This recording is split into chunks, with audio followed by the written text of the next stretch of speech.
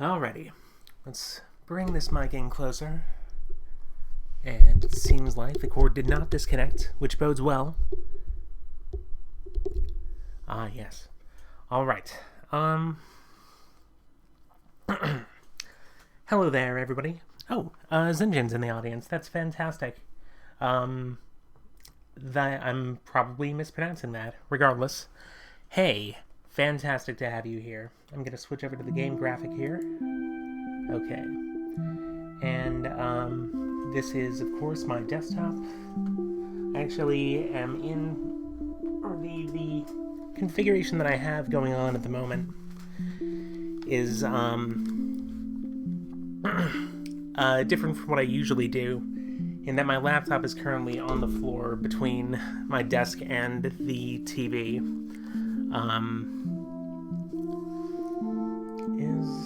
Okay, game audio is in fact going on. Alright. That's good to know. Let me see if I can turn this down a little bit. Shinjin Meng. Okay. Alright.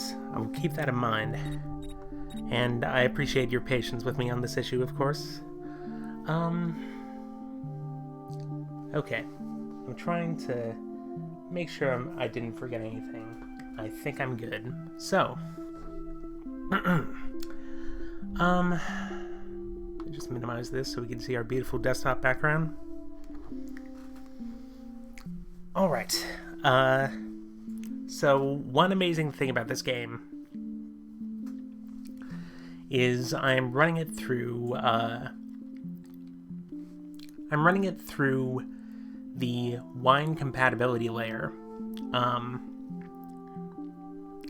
It's an Adobe Air game that had a Linux version, but that version is no longer officially supported, so the best way to run it, at this point at least, is through Wine. I have a PS3 controller connected through Bluetooth, which very rarely works with games outside of Steam, but for whatever reason, like, this DRM-free version just recognizes it through this layer, and it's absolutely fantastic. I was not expecting this at all.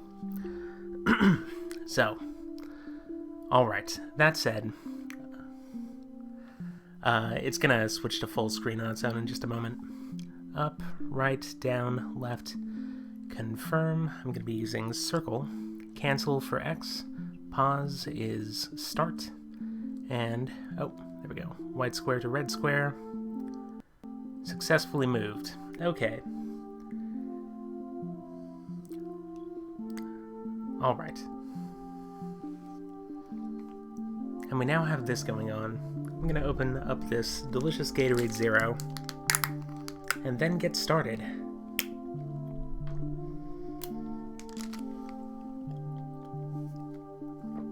Ha!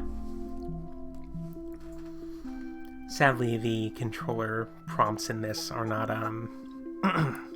they're not, tailored to whatever type of controller you're using, but whatever. It's the price you pay, I suppose. Okay, so I got as far as launching and testing this under this new setup, but I didn't actually get my bearings and figure out where we haven't gone yet. So, okay, so we've gone to the hotel. We've gone to the forest. Actually, I'm gonna visit the forest again. Because there's one person that I believe I have to talk to. Here we go. Someone came by, they did not want berries, went to southeast part of the lake, to the west. This person has a wonderful little story here about how much they like berries. Yep. Honestly, pretty good tip. Okay.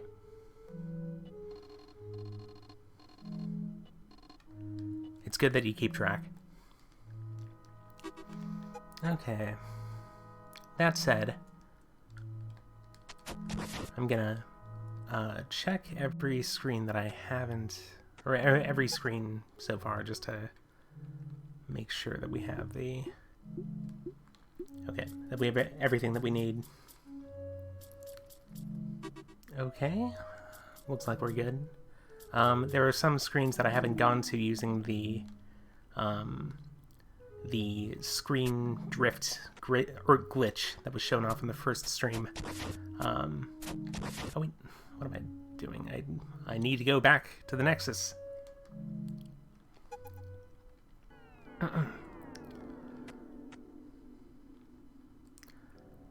And of course we already have all the cards in specific areas, that's why the gems are lit up. Okay. Let me think. I believe this is the beach.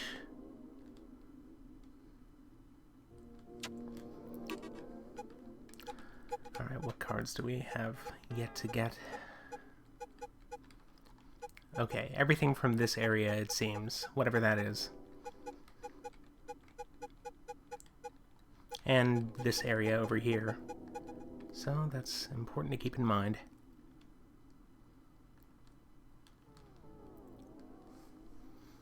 Okay. Oh yeah, there's this right here. I'll be visiting that area later.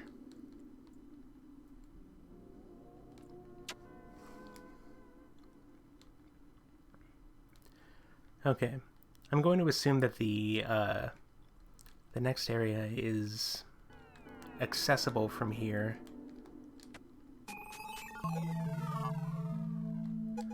That leads to the overworld. I think it's one of the statue areas from the dungeon. That's right, this place. The statue that depicts the main character, I believe his name is Young, surrounded by spikes. Oh, let me make sure that I have audio monitors going. Oh. Alright, there we go. Okay, and now we're in the 8-bit maze. I had forgotten about this area.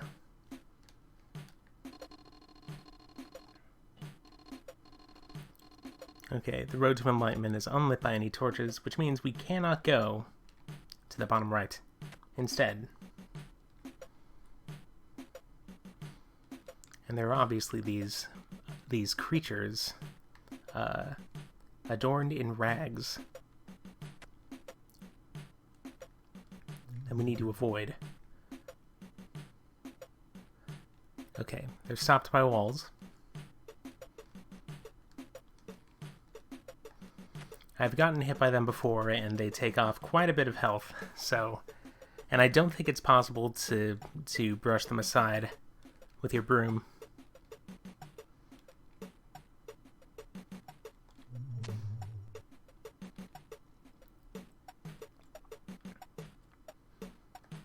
I think the game intentionally introduces you to them in settings where they cannot reach you.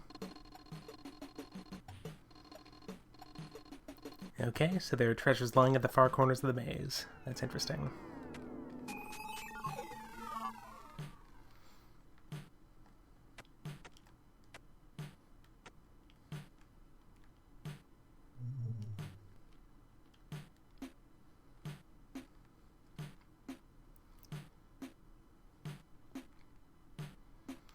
It just occurred to me, I completely forgot the oh, okay. The tip that the bear gave us.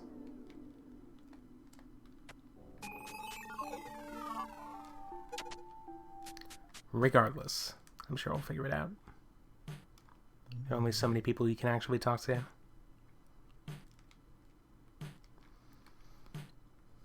It's important to bear in mind that these folks can only travel in a straight line. There's another quirk to their behavior that I'll be showing off later.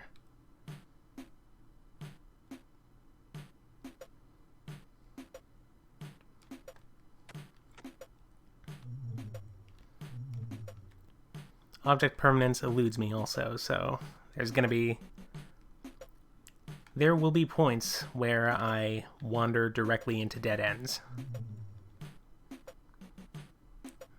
Alright, this seems like a good place to show off that quirk.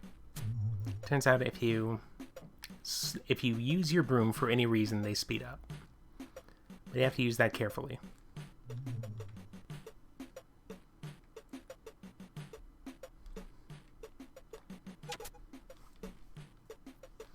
And I believe it resets as you go from screen to screen.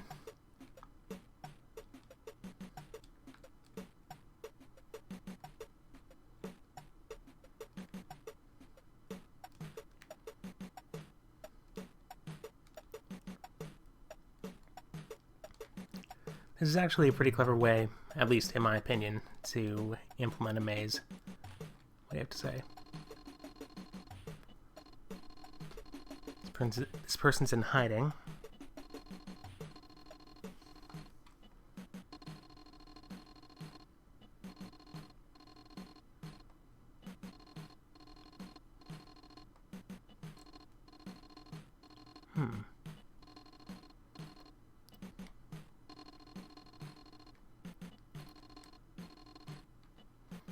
It just occurred to me I should be reading these out loud.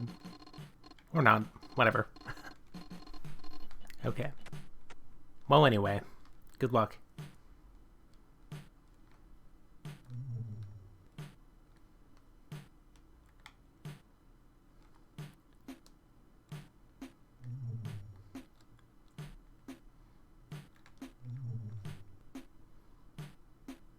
Okay.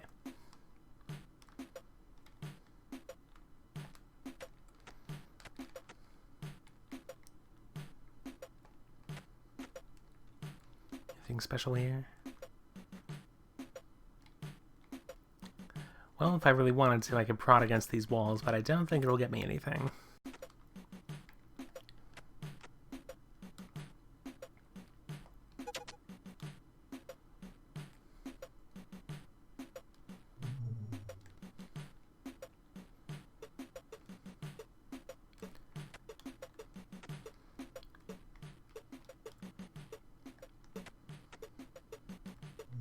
Oh, okay.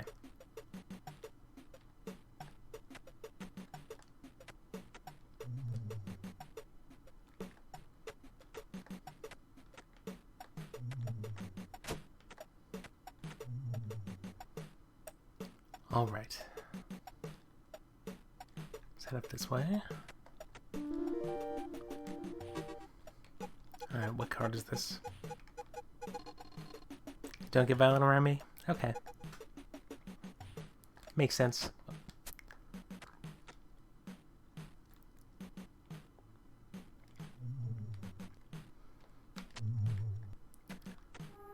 Swapping the buttons around. That is no good.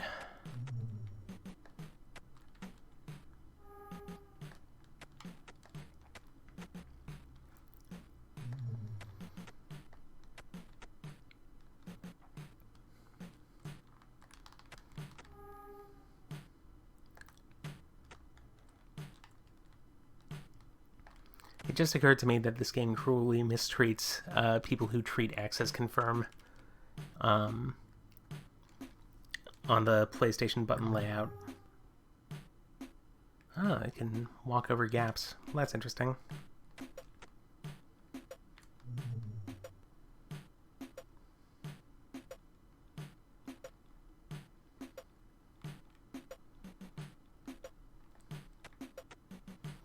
Anyway, with the X as confirm, that would map jump to square, and nobody likes that.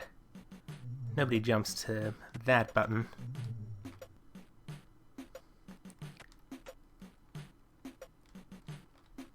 And if you do, then you should be pitied.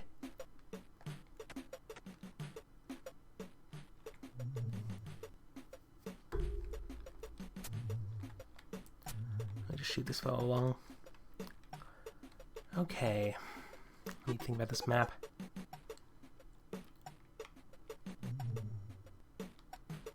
Alright, I think it's within my best interest to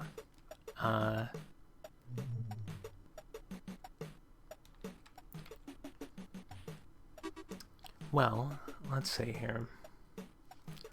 Okay. So what I'm gonna do is return to the Nexus. Oh, I've gotten every card that needs to be gotten from there. So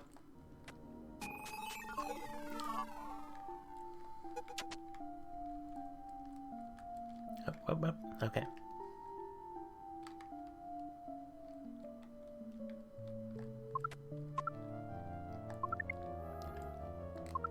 That in mind, I suppose it's time to explore this area.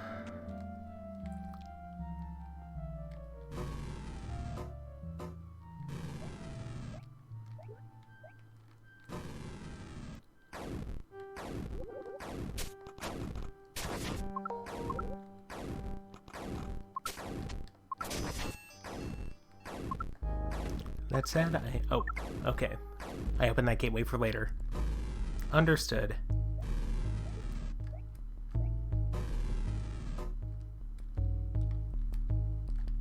Oh, I just realized this music track. Oh, I love it so much.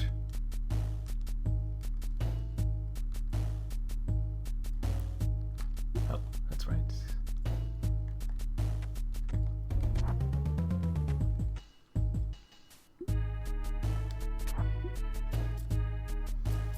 It's got kind of like shades of the Tyranno lair from Chrono Trigger.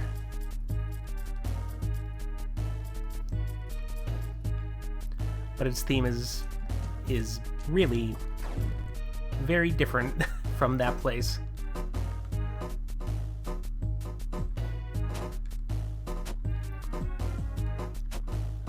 Sometimes you just have to take the hit. Okay, let's see here.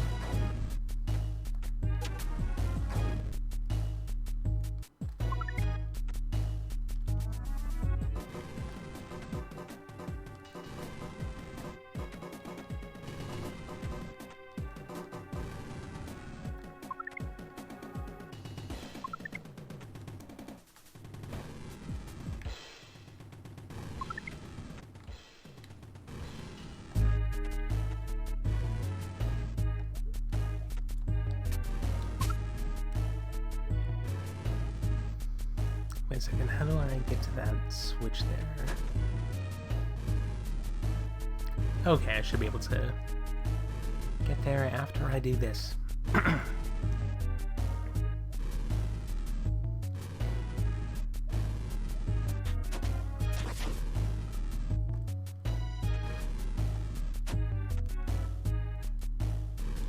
in fact, I believe it's required.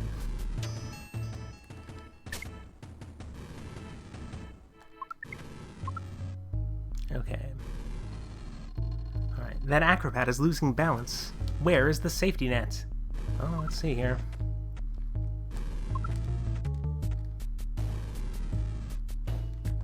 I suppose this might be used as a safety net. Alright.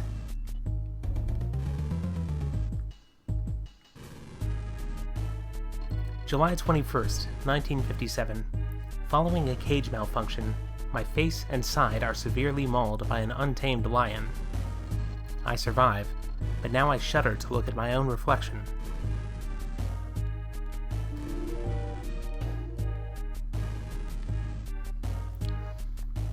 I do like this area. Like this is completely off the map, but there's like you can clearly just go there if you really want to.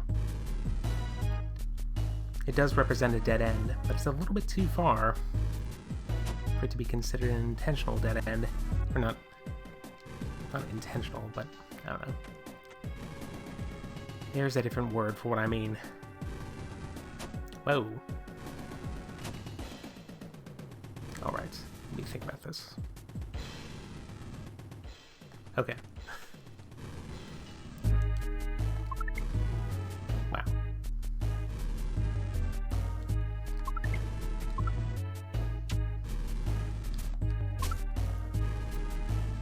Whoa! Let's try this again.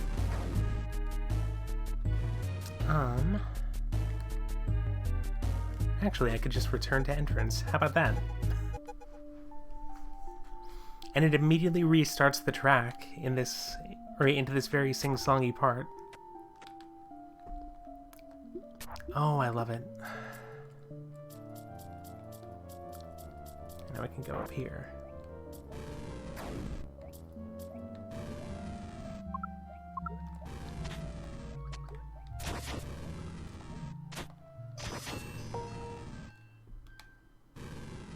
And there's an actual lion that breathes fire. Well then. Let's see if I can defeat it. Ouch.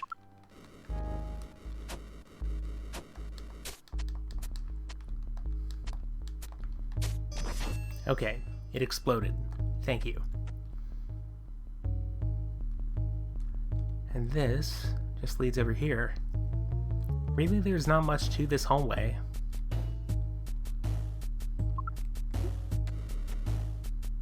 I'm bracing myself for a checkpoint of some sort.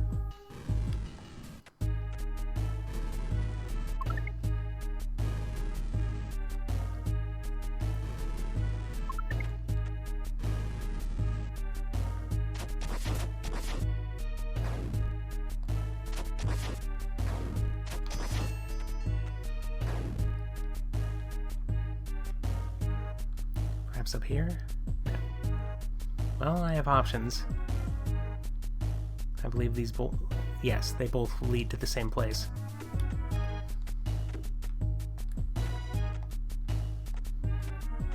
Okay. Expert play coming up. I am number 1 at Anodyne. Hey, let's go this way. Nice. Unrehearsed. Okay. Oh, the lions are closing in on that juggler. Well, that's no good. See if we can solve this incredibly dramatic situation. The juggler does not seem particularly grateful. Oh, what's in the stone? August 7th, 1957. How many of us will suffer before we accept the truth of the Seeing One? I believe the Seeing One was mentioned, at the very least.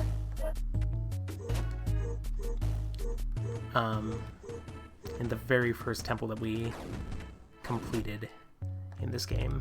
And now this is basically the last one. Aside from the very final dungeon that leads to the final boss. Oh god. Okay. Let's try this again.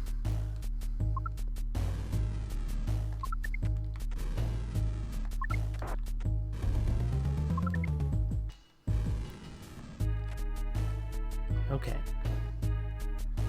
And also I recognize some of these tiles from that region. Nice.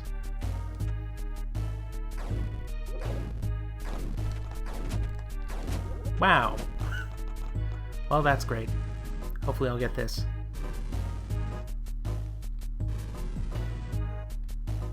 I'm gonna take it extra cautious. Wow! Okay. Alright, I'll try this again. Oh, it happens every time you, game over as well? I realize it's just a single static audio track, but it works very, very well.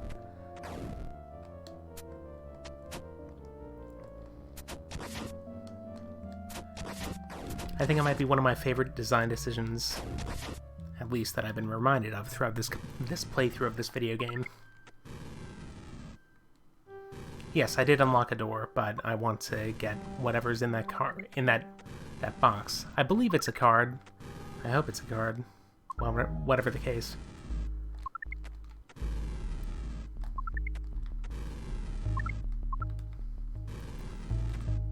Okay, try it again.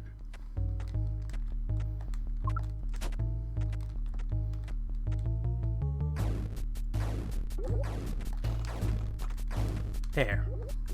No damage.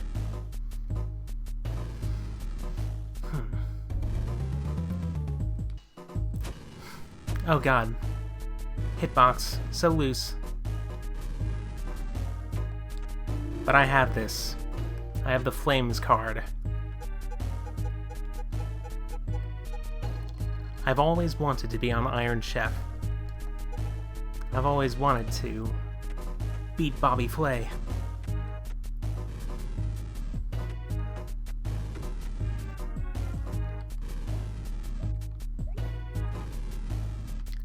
Let's see here. Oh, wait a second. I have to actually go back down here.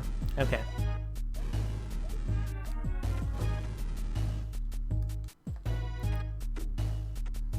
And this is a whole thing. Have to backtrack all the way to the start. But I get a health refill. So that's something. And now,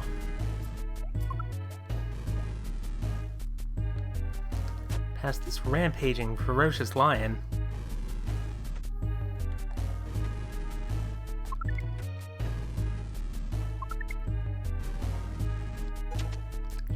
And now we are at the third tier of this dungeon. So let's see if we can get past this. Hopefully the answer is yes.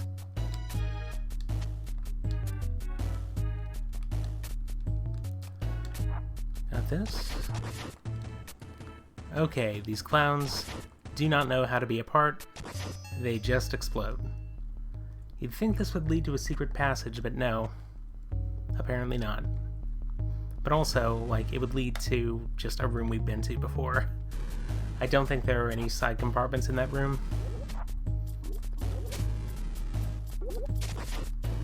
Just to make my life easier for myself. Take out these frogs.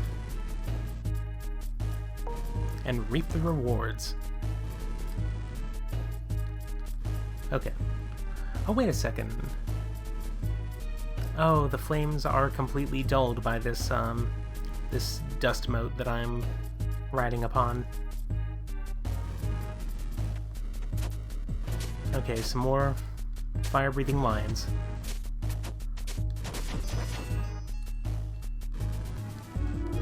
And now the key. August 5th, 1957. In my dream, I saw a stone face with fierce, shining eyes. He spoke of the truth of our existence, and was the first to offer freedom from the pain.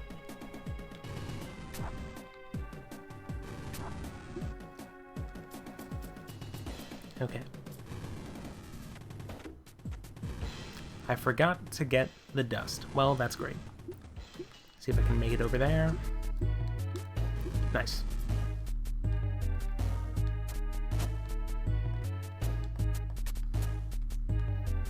Actually, I'll leave these clowns alone.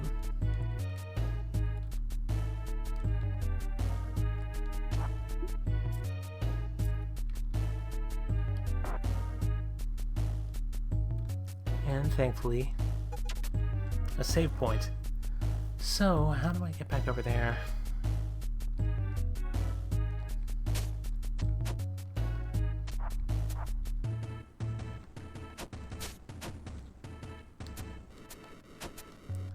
Did it trap itself behind a door? Seems like it. Well, alright. And again, these secret passages, they do not lead anywhere. But still. Oh, here's one that does. This is just a path, I suppose, for that other juggler slash circus performer to travel down. Alright.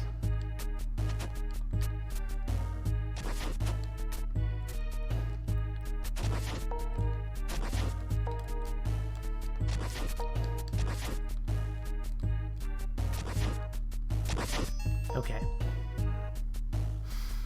Alright now.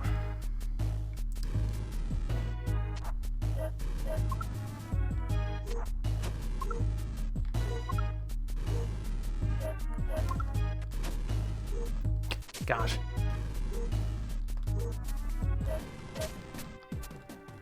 Did they go down in, yes, 3 hits.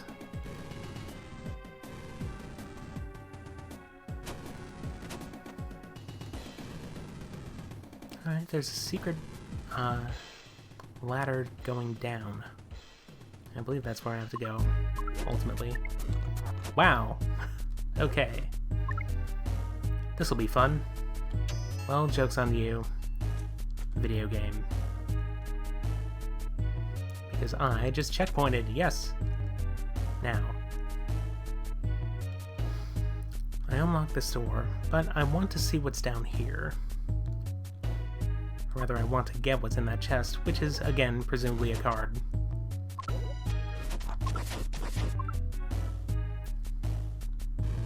But that requires a key, and I don't have one yet. So that'll be nice, when I eventually do get one.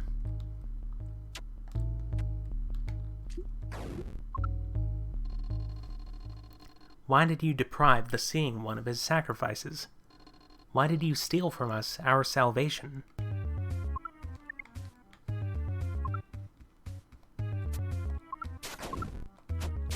Okay.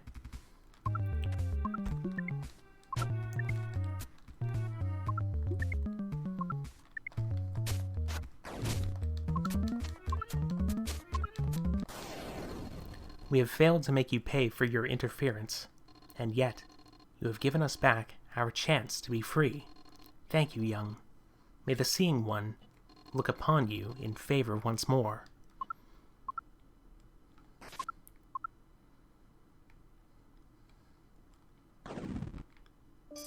And they fall into the abyss.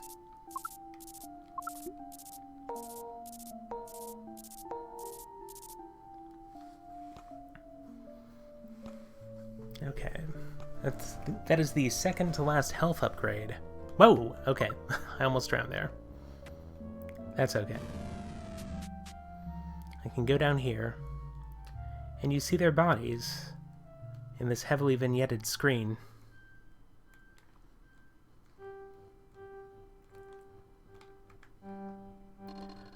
August 8th, 1957. I have come to my decision. A few of the others have said they will follow me. This will be my final entry. May the Seeing One look favorably upon us all. And I have the cards for this boss. They have nothing to say. Let me see if I can... Okay, this is my first time doing this trick on this controller. This leads to an empty room. Okay. Just wanted to make sure.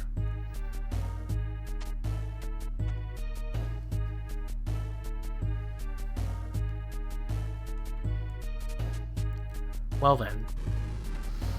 That means there's a key in this dungeon that I have yet to get. So, I think I have an idea of where it might be, but I'm going to have to review this. Let's actually see here. Okay, there's a tiny little area off in the bottom left that I have yet to go to. And I think it might actually be more economical for me to return to entrance. So here I am, and now.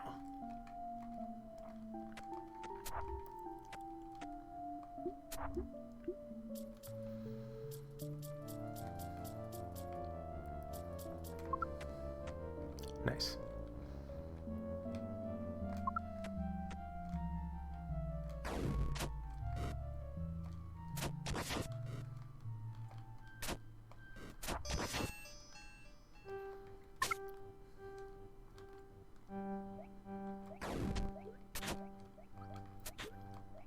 I can't remember if these slimes used to fire bullets at you.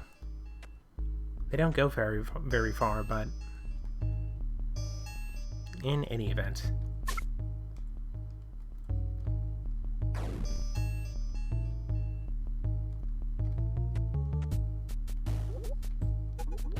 I'll save that checkpoint for later. I can heal just fine right here. Nice.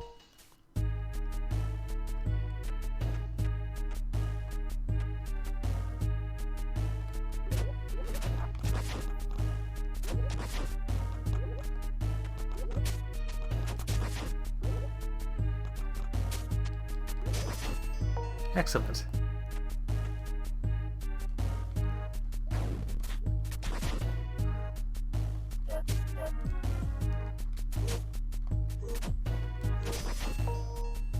Okay.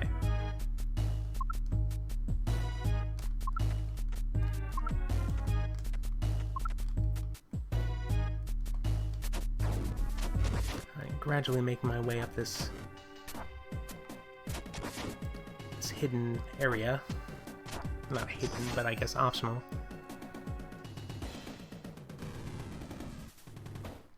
Oh, and there's more lore here. That's good. Anyway, these clowns are a nuisance, so I'm getting rid of them. Valid reason, as usual. July 17th, 1957. 7 clowns retire with near-fatal lung issues. Land Blend brand makeup is suspect, but no formal investigation occurs. Oh, no. There we go. Obviously, I have to create a better pathway.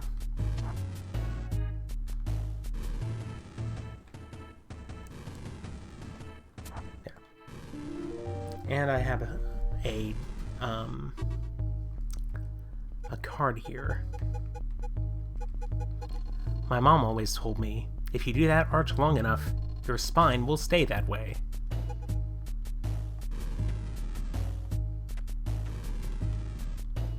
Okay.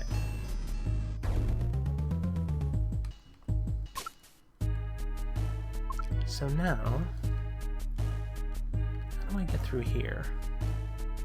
Oh, it's just a nice little doorway for me to go through.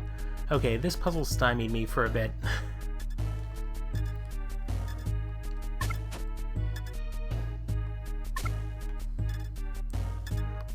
Because when I initially did this, it was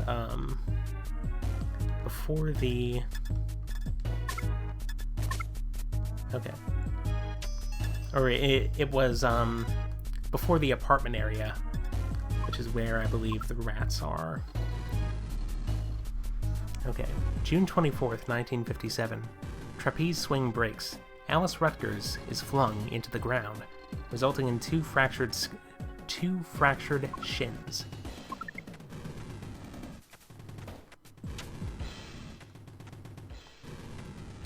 Got this. And there's the key that I covet so dearly. So now, well, let's see here. Map. I'm gonna try a daring maneuver. No, not gonna return to entrance. Here we go.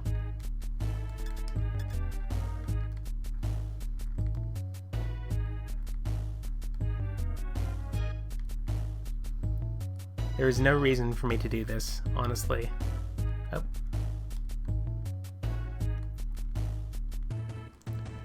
Just need to rock my thumb back and forth for around a minute or two. Oh.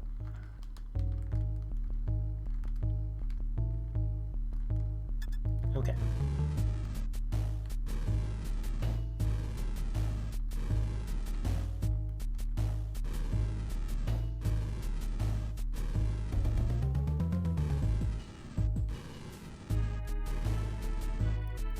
And with luck, the screen immediately above this one on the right is going to be solid black, which should allow me to proceed through easily.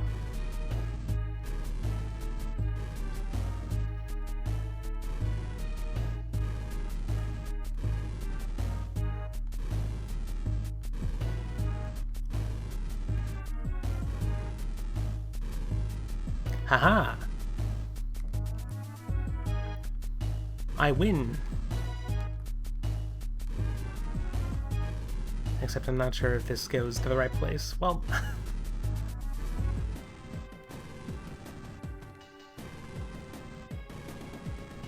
okay. So... Oh, actually, come to think of it, why don't I just rob myself of all the challenge? Let's see here.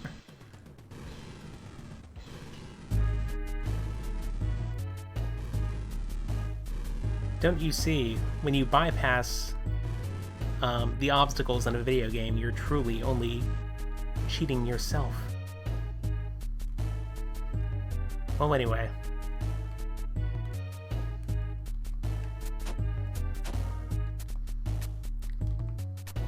Up.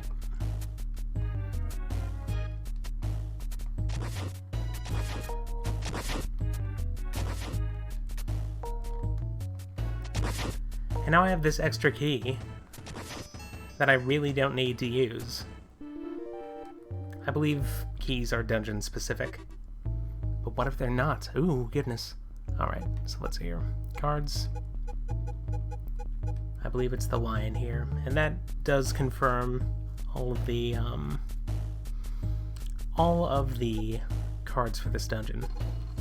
Are you amused yet, human? Man, imagine if I had to go through this legitimately. Well, anyway. I don't think there's anything else. So, back to the entrance. Nice.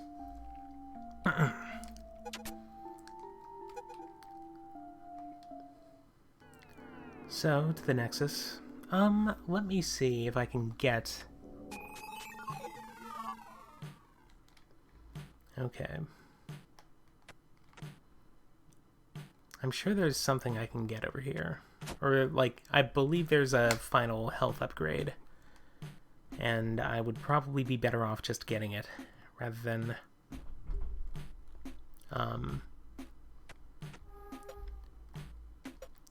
rather than having to endure the final dungeon and final boss without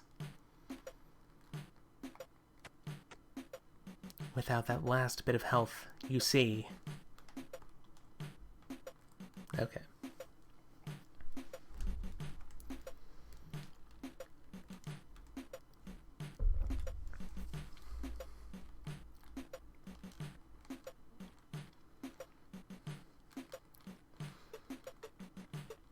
Aha! Okay, so that's a warp I can go to once I gain the ability to get past these walls.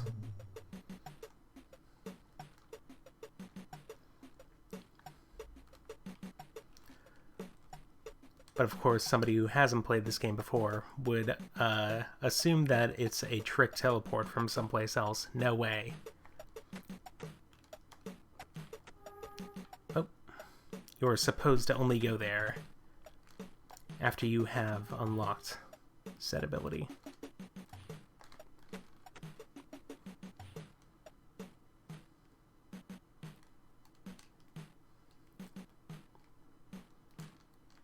Alright now. Oh,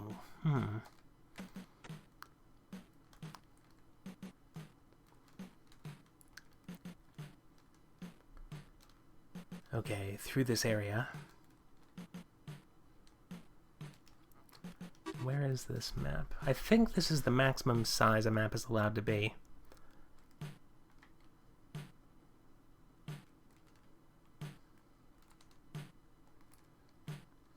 So many people.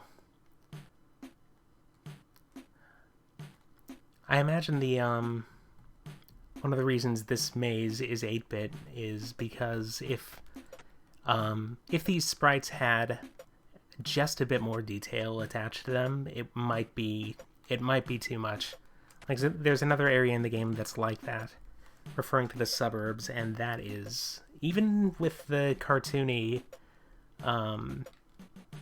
the cartoony main character and the, just the standard 16-bit look, even then, it is a bit too unnerving.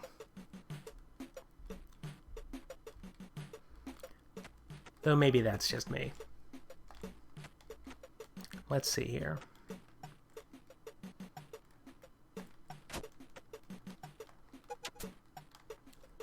Actually save.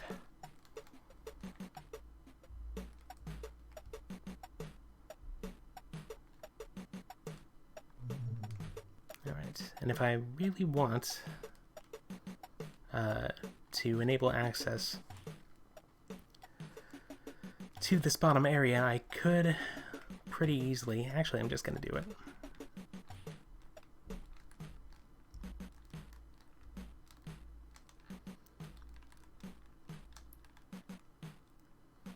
Okay. There we go. I can move through walls. 24 cards. I can collect those in my sleep.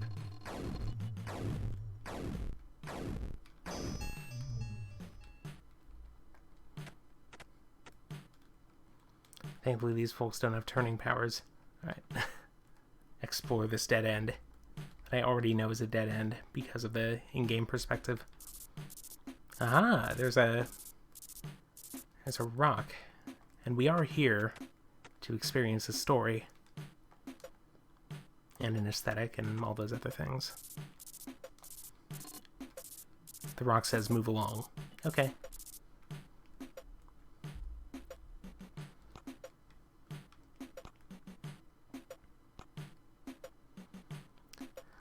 Ah, the satisfaction of 2 full bars.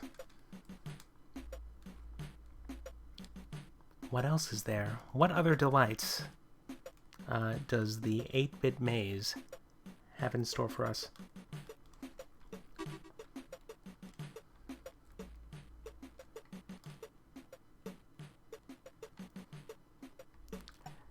Alright, I don't think we're equipped for it, so let's go back to the Nexus.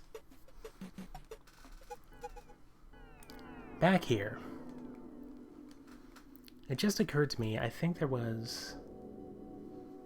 I know there's a few NPCs I can talk to that trigger sort of a meta quest here. I'll see if this one is ready to talk. Down here.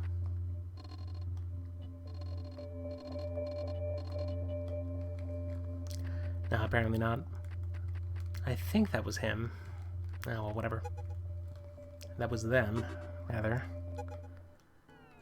Despite being non-binary for several years, still default to him in numerous scenarios. It's society, but also it's also something I have to get better at.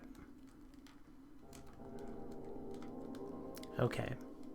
So I believe the place to go to next is the land. Or rather, the lake area, I believe they call it. So let me think. I believe it's to the top left here, actually. I could just warp there, but whatever. I can talk with Mitra. Mitra. Yeah, so many cards.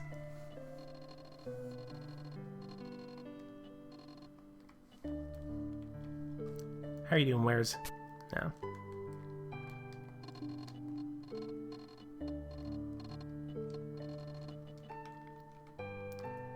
I still love that the fact that she named her bike is enough of a character-defining moment for the player to naturally consider her an ally. I think I have the key for this. I sure do.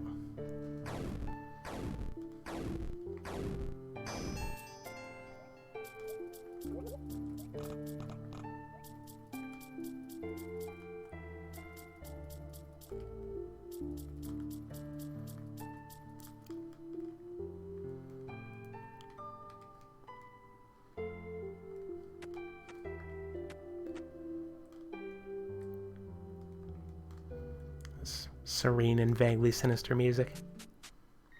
Okay.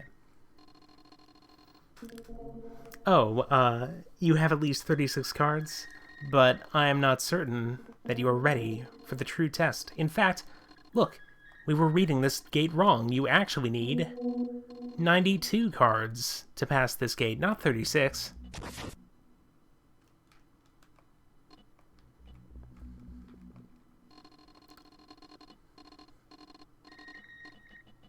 Okay.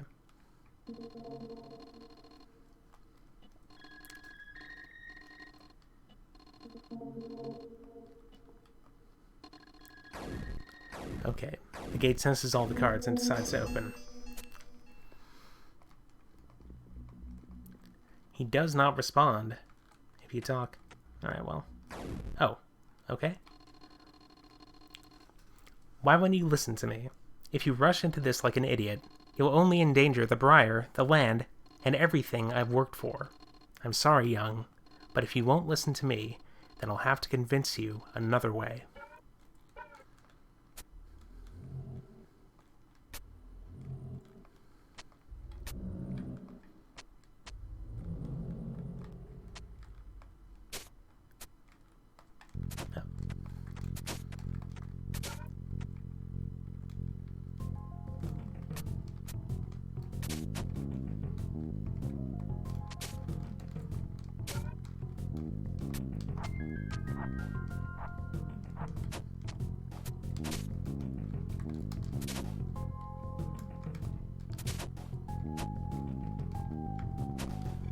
Okay.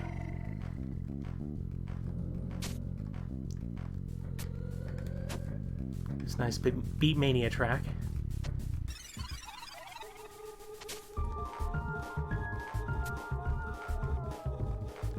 Going in time with the music. There we go. Young, this is not how I mean things to be. I meant for you to become a better person. I meant for you to be able to help the Briar. But all of this is just a silly game. I can't stop you from reaching the Briar. Just remember what I said when it all goes to hell.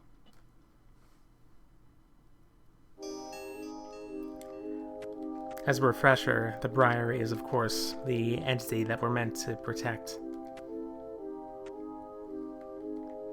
And if I want, I could go visit these areas over here. And that's what I do, just in general in video games. I scour the perimeter.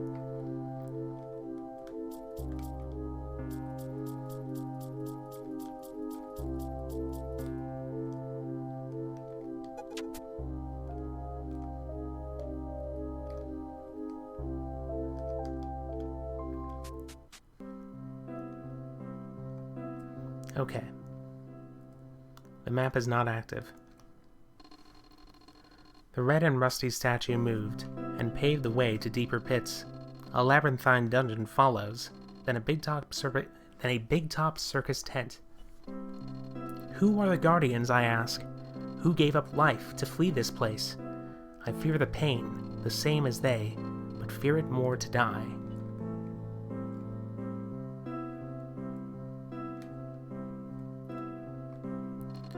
When the blue stone statue shifted, there a new path was revealed. Past the cliffs, through strange dimensions, stands a traveler's hotel.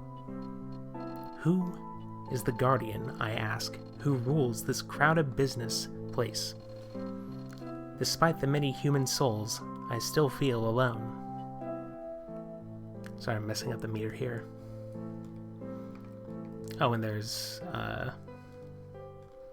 are these tiles here. I'll survey that rock after I check out this. This one down here. The green metallic statue shifted, opening a deeper trail. Suburban homes and sidewalks form a path to an apartment. Who is the guardian, I ask, who looks for comfort in the stars? Alone, I feel like I am watched, and not by friendly starlight.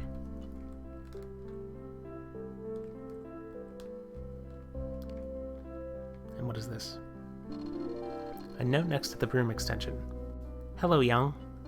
Use this swap upgrade on 2 tiles to switch their places. It may be a while before you can use this everywhere, but it should serve you well for the time being. And I can just access this place from the Nexus. We are running out of empty areas to warp to from the Nexus. So now, we have all the broom extensions. This is the one that has utility outside of defeating enemies. Swap.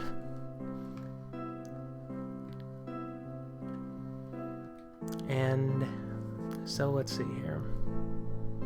I'm gonna have to swap play, or rather to mess around with this because I completely do not have the okay, there we go. That was simple. Oh, and okay. This path will open when the Dark Guardian tiles are replaced by the stone of their spirit color on the square grid below. And of course, I just solved the puzzle without actually reading the rules. Whoops! Oh well. Anyway, I cannot use the swap anywhere else, so I'm not going to even try. You get access to it later.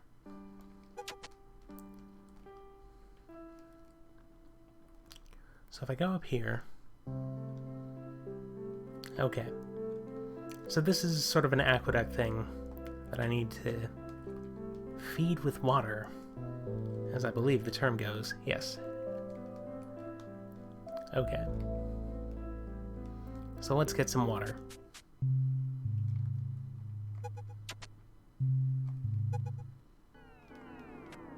already have all the cards here, which is promising.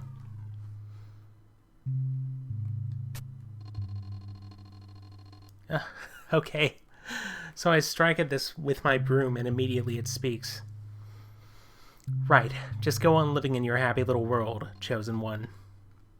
Okay. I get the message. Does it happen with all of them?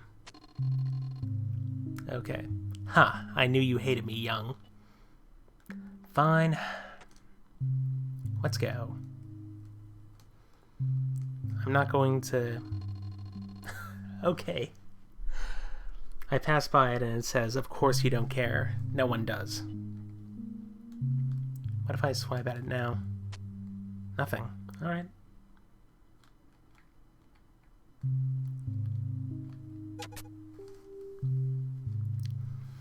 Oh, why must you misunderstand in such a manipulative way?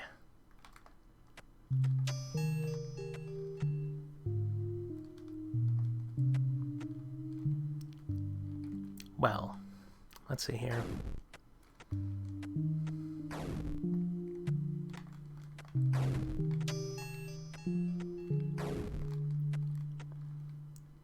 Pure perfection. Okay. Hmm?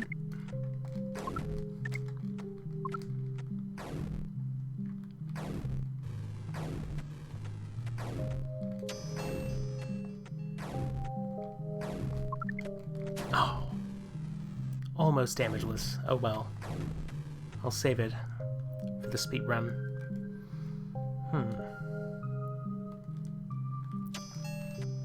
Alright, I opened a switch so I could get to a different switch.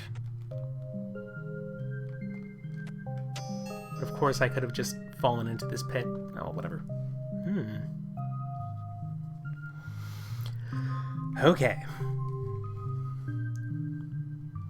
I have no map. Is this the part where the game teaches us to jump diagonally? Well, it's working. I now know.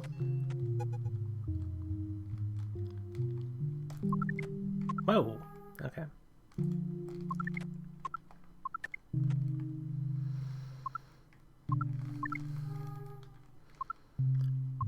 Try this again. There. Oh. Yep. Give another shot.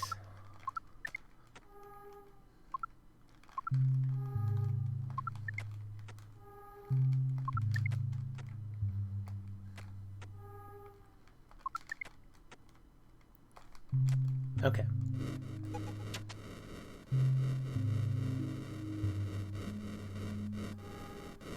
Yeah, falling down doesn't hurt. It's very charitable considering the game has rooms like this. Actually, I think it's the only decision that really makes sense. Or that would have made sense, given that this game has rooms like this, rather.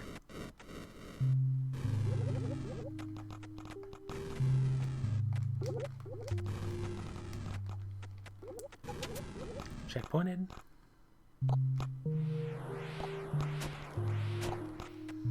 Oh, I thought it was so cool, standing in the center of that. Alright.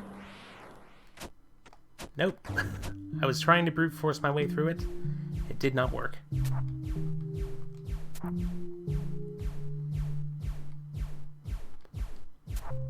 Ouch. Okay. And now... I have it. Can I walk over... Nope, can't. Dust cannot insulate against spikes. Well, whatever.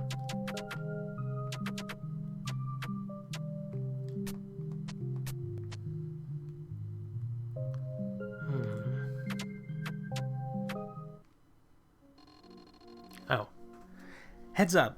Alright, Wares, let's do this. Wow, amazing. Alright, Mitra has our back.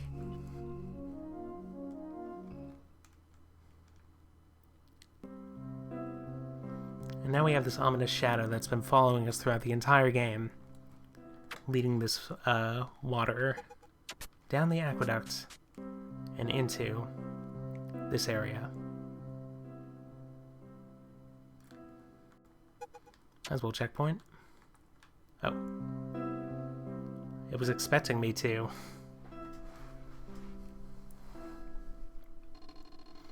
The sage says, "Young, this is my final warning." Wait, who is that? My name is Mitra, and this is my bike, Wares. I didn't ask the name of your bicycle. What are you doing here? I don't remember you. I'm here to help my friend, Young. Young doesn't have friends. Young doesn't even have Briar, and if you're egging him on, then I want you out of my world. What do you mean? Wares and I... Shut up about your stupid bicycle.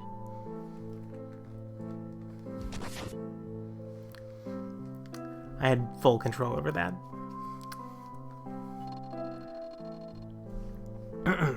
Mitra says, "Young, are you okay? That was a beautiful thing you just did. You go on and finish this final punk-ass area. We know you can do it. You think you're Young's friend because you'll lie to him and tell him that deep down he's just perfect and everything will work out. Well, if that's what you want, fine. Get out of my face, Young."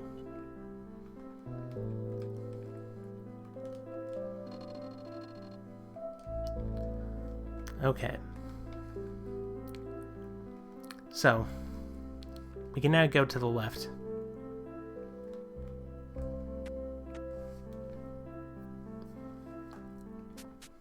The final challenge. And we can talk to this fellow who says this.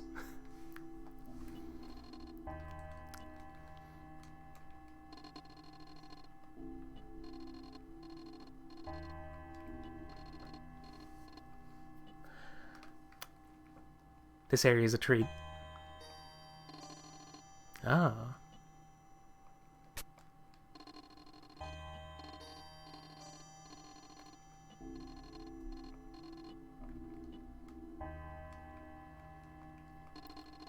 And here's the legendary screen cap. Oh, they all love you here. Alright, well. What's this?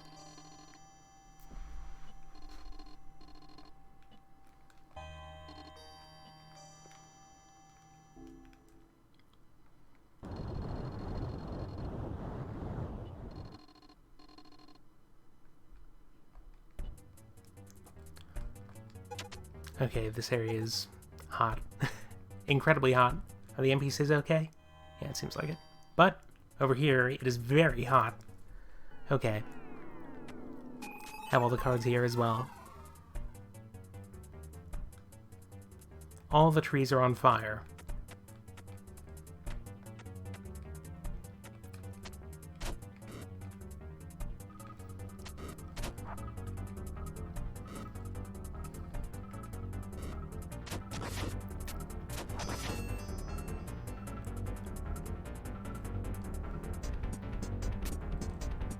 I feel like at this point it's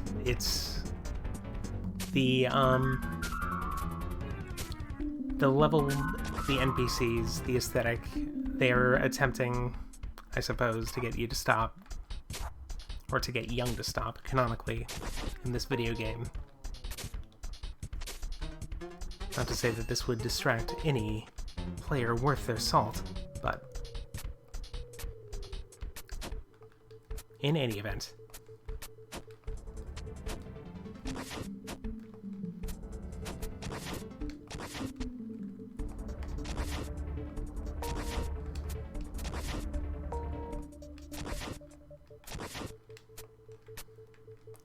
See if I can refill my health enough, at least, from this enemy right here. Okay. Whoa. I was hit by that shadow. Nice.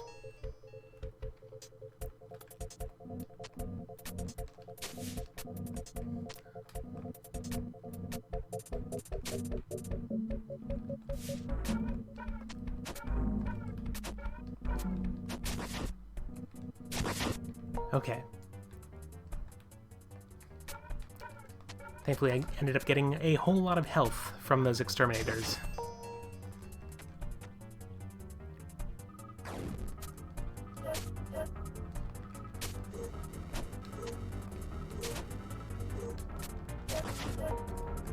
Alright.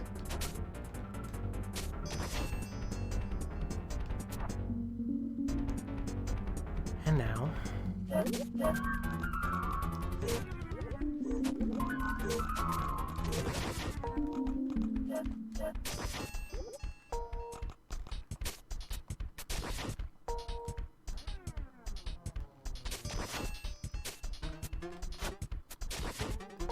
difficulty of this area is undercut by how much health these folks drop.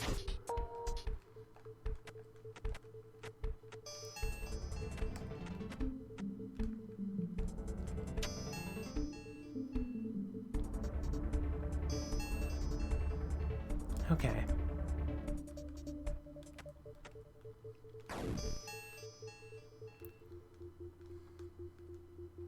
Was it the right? Yeah, it seems like it. Okay. And thankfully this didn't require 3 switches. Oh, it looks like it's lava that goes down this one. Though that might be different by the time we get out of this area and its nightmare aesthetic. Is this part still fun? Yeah, it seems like it. Okay. Well.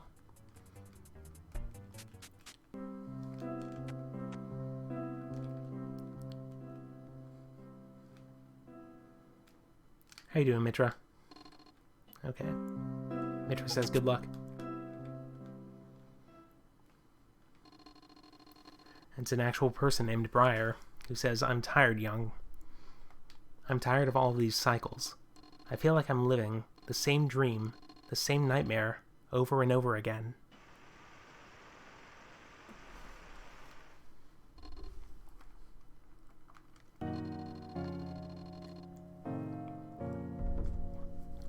It's not going to change, young. This is all we'll ever be. And this is the final boss fight.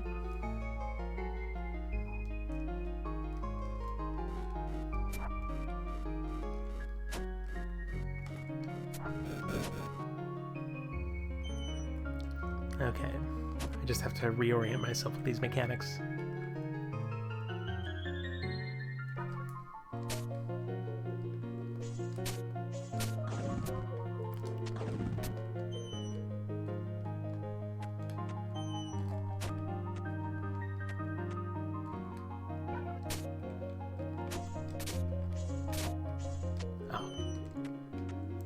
I'm going to switch to widen. Oh, no. Come on. Here we go. Good to see it fully loaded. We are at the final boss of Anodyne. However, there is a post-game that I intend to visit, at least somewhat.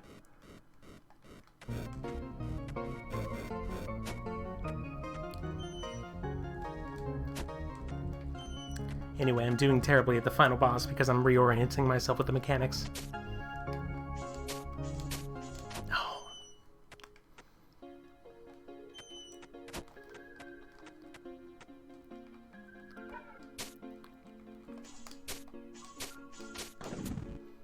Okay.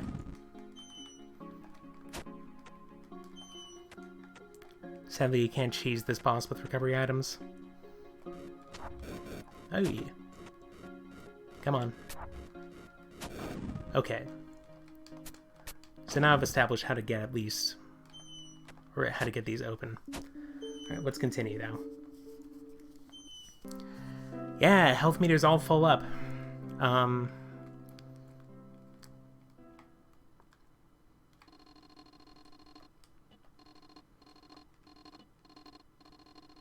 It's a bit on the nose for today's stream.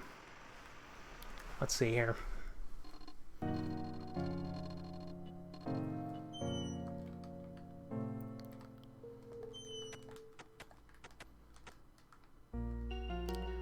This also has kind of an Undertale sort of aesthetic to it, though of course this game predates Undertale quite a bit.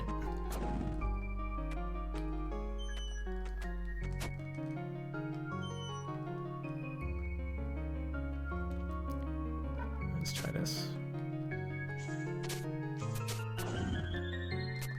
Okay. I say this specifically because it's a flower boss. tossing bullets at you. Okay, get this. These shoot bullets at right angles, so presto.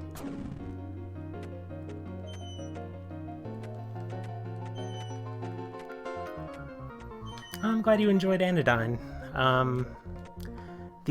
I ended up receiving, like, surprisingly, I'm not gonna say a lot of positive feedback, but like positive feedback outside the usual sources. And I was glad to see that, because this game, for as recently as I ended up experiencing it, oh, great. It ended up being very, very, very interesting to me. No, I'm not going to be able to do this. Okay.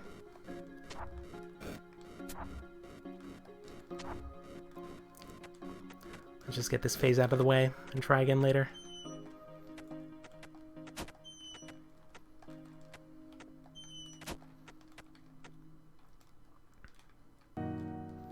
Okay.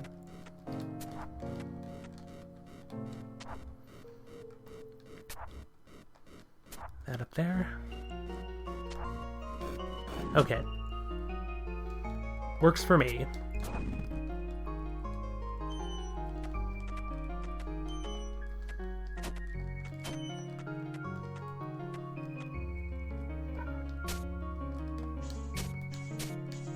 Okay.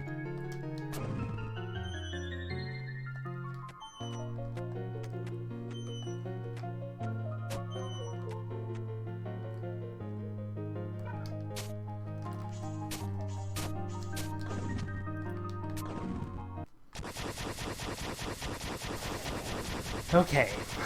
Oh, goodness. That was down to the wire. For some reason, I thought that that I had to defeat each side of the plant. Anyway, Briar says goodbye, Young. I'm gonna follow him. Dude, Young.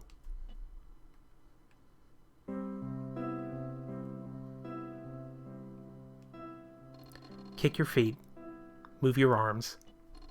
Jeez. You wouldn't last a minute without me. Well, come on, let's go get a sandwich or something.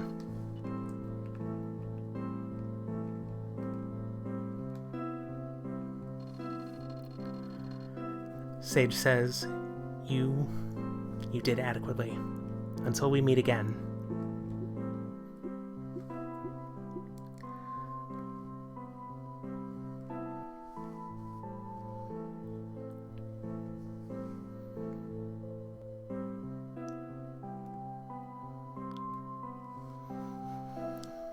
What's interesting is, or about that, is the entire world, including the UI, becomes wavy.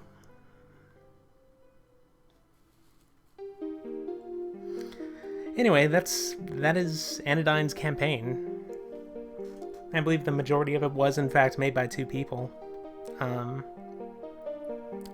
I do have Anodyne 2. I'm not gonna fire it up just yet.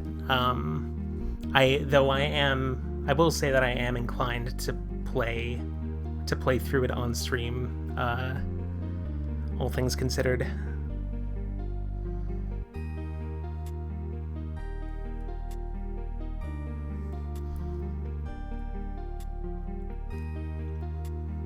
I also like that this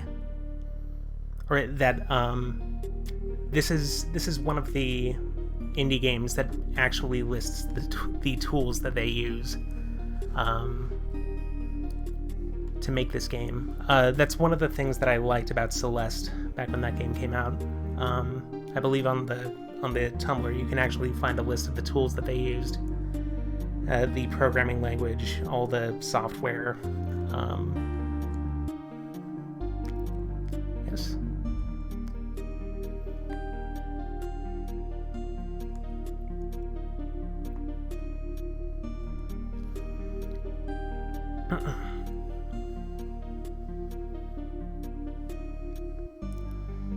Oh, and they use the TIG source forums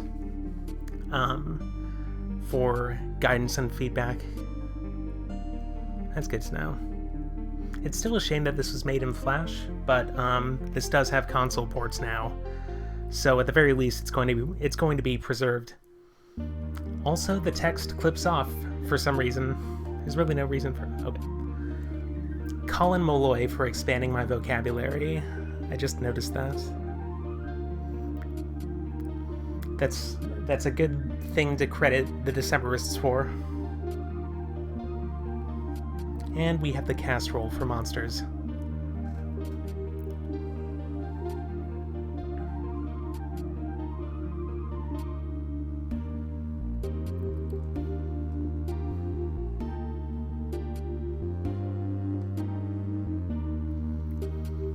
We get to see this wonderful art again.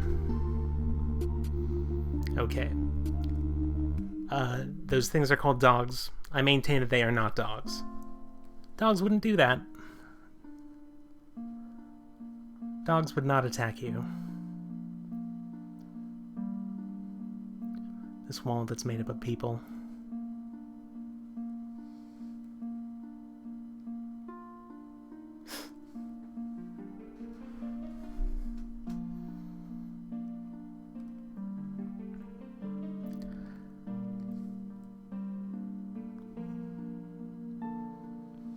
I like how the boss of the hotel is named manager and just provides just customer service dialogue even as you're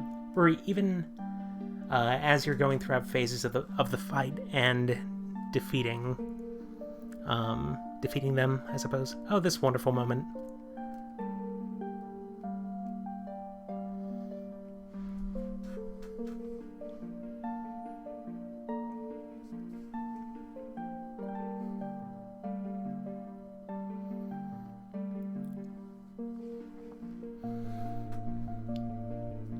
Goodness.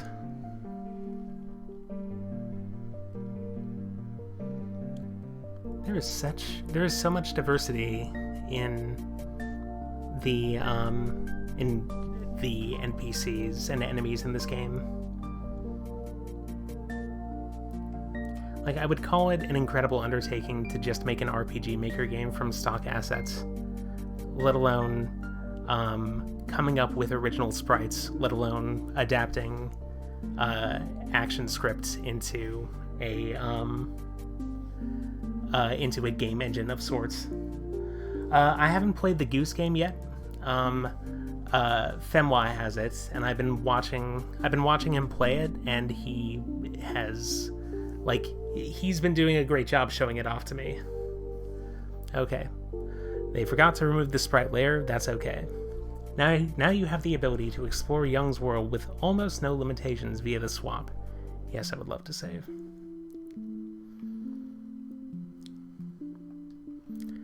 Okay. Continue here. Alright, and this is the area right before the final boss. To get here, I picked up an ability called Swap, which was used for a single puzzle. It was this puzzle right here, which required swapping bricks. I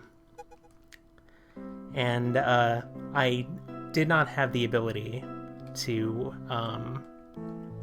use it outside this area, this like tiny portion of the game.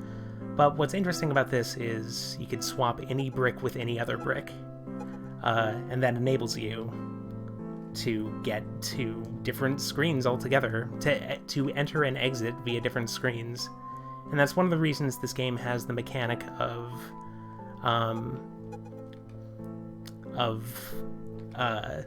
letting you enter onto a solid tile. Anyway, so here's the staircase here. It doesn't work. How do we get it to work? I will try to get it to work. So let's go back to the Nexus. I believe there are a couple of NPCs I have to talk to make that staircase work. Oh, and of course, if I really wanted to, like, even in the Nexus, I could do this.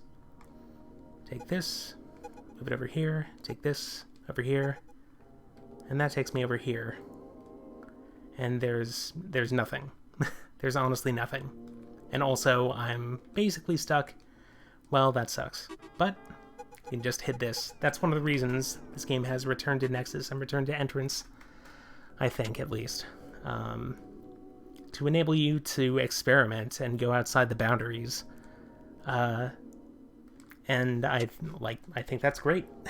I think it deserves to be encouraged. Okay, so, I'm gonna try Suburbia next. I believe I already talked to the person that's on the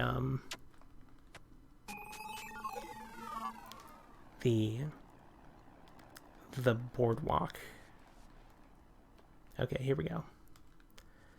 And so I can actually speak to this person. Okay, are you looking for something? Okay.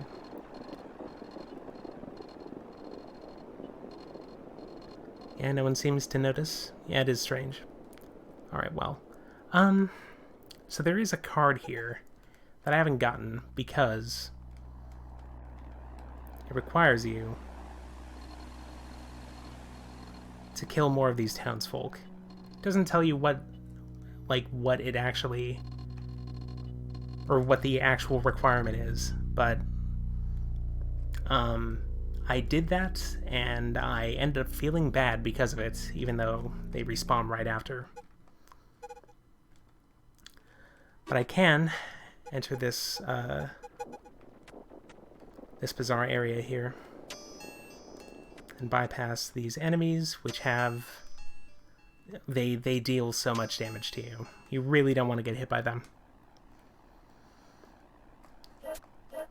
Okay.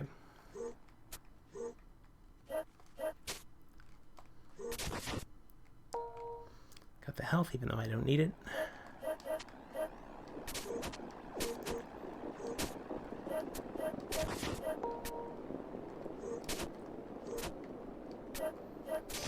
Okay.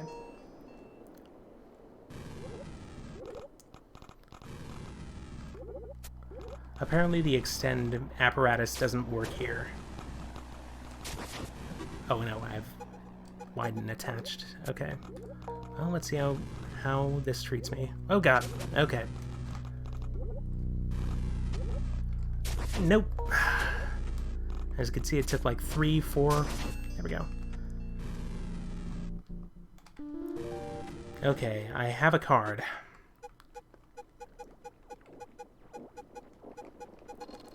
It's the same damn play, night after night, and the pay sucks.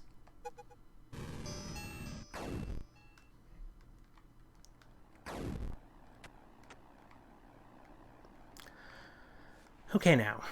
Let me see if I can swap down. Actually, not swap, but... Actually, first I'm going to save to improve my health. Yes. And now, swap this over here. And it turns out that the NPCs, they have been living in an area that's just off the borders of the main map. And this is a common practice, a relatively common practice, rather, in sprite-based games like this. As a matter of fact, like, that's how a lot of sprite-based video games work. In that they, you'll find that a lot of speedruns of games like Earthbound,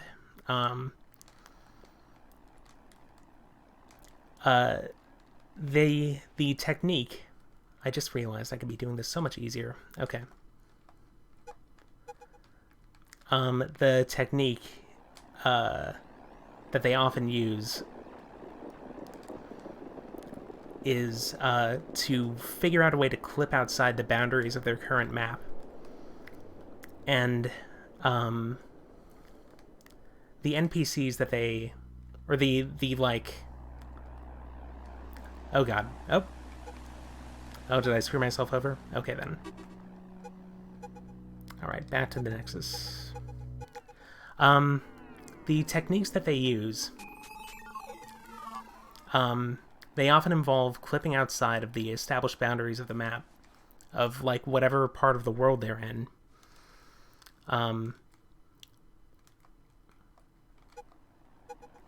Okay.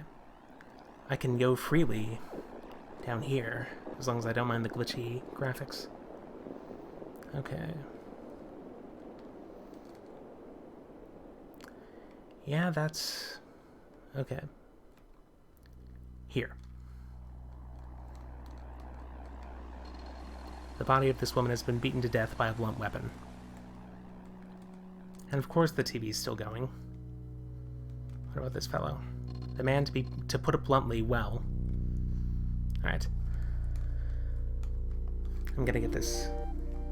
The reason the maps, okay. I have to actually, like, finish describing, how it works. So maps in a video game like Earthbound, they're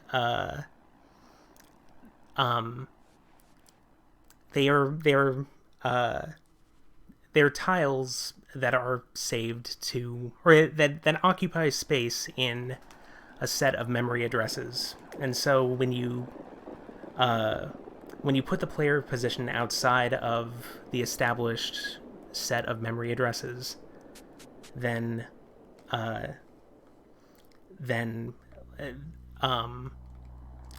if the player is someplace else, then the game just thinks that they are in that other area.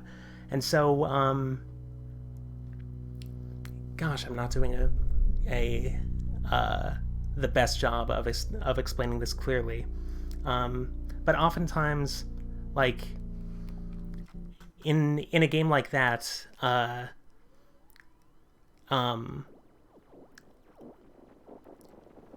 speedrunner will do something like using the Soundstone, which ends up reloading the area, and just puts you in the area proper, like loads the graphics and all that. I'm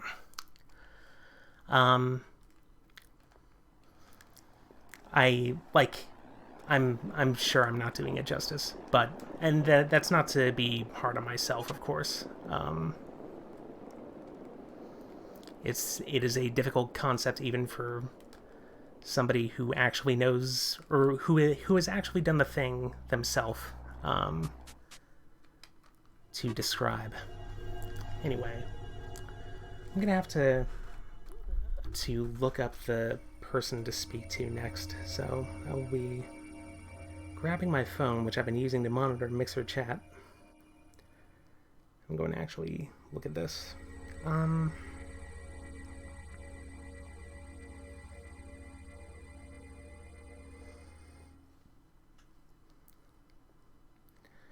Alright, go to this fandom.com wiki.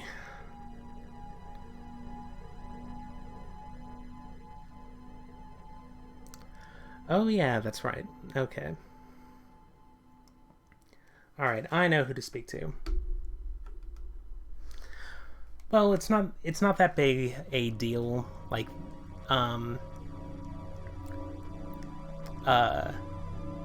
these days, since video game memory, it's not as limited as it used to be, because, like, previously you had a cartridge that was limited to X amount of megabytes of RAM, or not of RAM, of memory, just in general.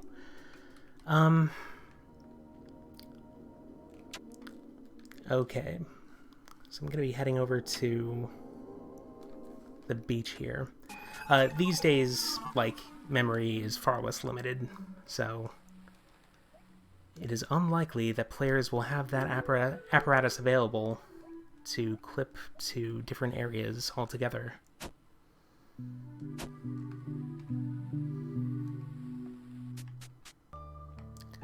Okay.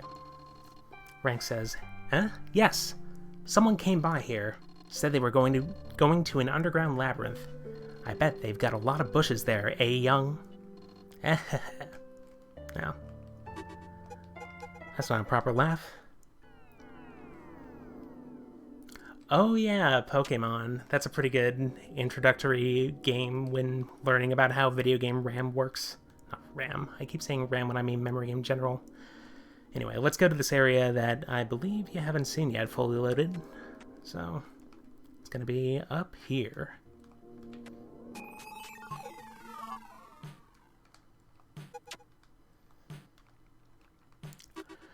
Alrighty. It's the 8-bit maze because it's a very grisly dungeon. Okay, we need to talk to this person, and we could just do it by walking through this. Hi. Oh, now that I think about it, a person walked by here a while ago. Said they were looking for something, even looked a bit like you. I don't remember when, sorry. It's hard to tell the time in here, but they said they were going to head off to a nearby town. Well, we've seen a town before. We have the distinction of having seen a town before. Okay. Before I go, I'm going to investigate that warp that I saw. I didn't know that thing about Japanese text in video games. Like, it would stand to reason that 16-bit consoles were designed so they would be able to render kanji characters. But I didn't know that it took up less memory just in general. Let's see here.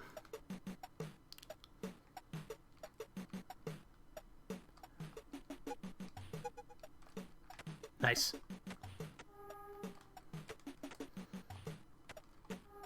I actually don't think what I need to get is over here, but I'm still going to check and see.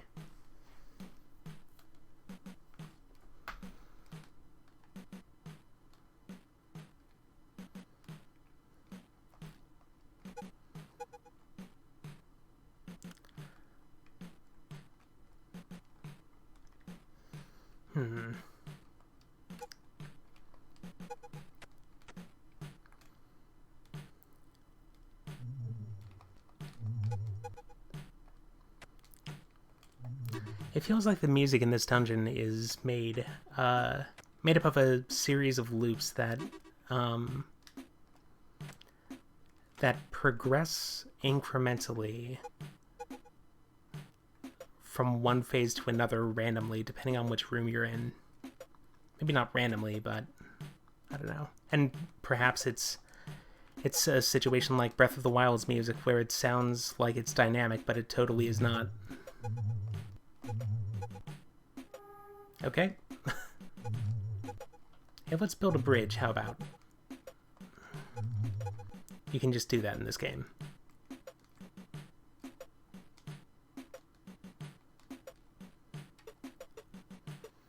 Okay, this hidden corner of the map.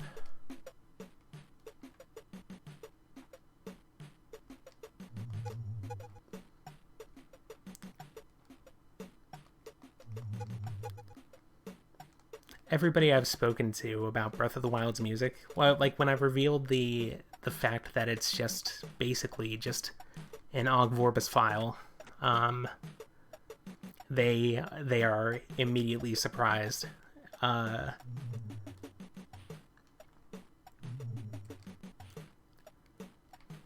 It seems so organic to the combat, but I think it's just paced really, really well. Okay. Do not anger the chasers with violence. Well, we already know that. I'll swap that tile with this tile, and they'll be none the wiser.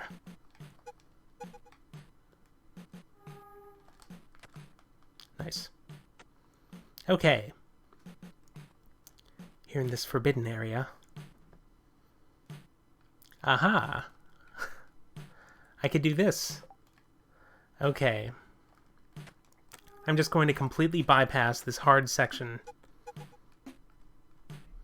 No, that's not it. And the game lets you do this, obviously. Like, that's why there's this exit thing up here. And I have a hidden card. Okay. I'm just here to lead you astray. One of the... Like, this maze is implemented beautifully. Oh, it says the swap won't work here. Alright, well... But yeah, this is the area that I just bypassed. I'm just going to return to Nexus and forget all about this place. So this maze is implemented beautifully in that it immediately just tells you how to get through it. And it says, hey, there are some treasures in the margins of the map, but you don't have to go to them if you don't want to, basically. Okay, so, what else? Oh yeah, that's right, the village. Let's go there.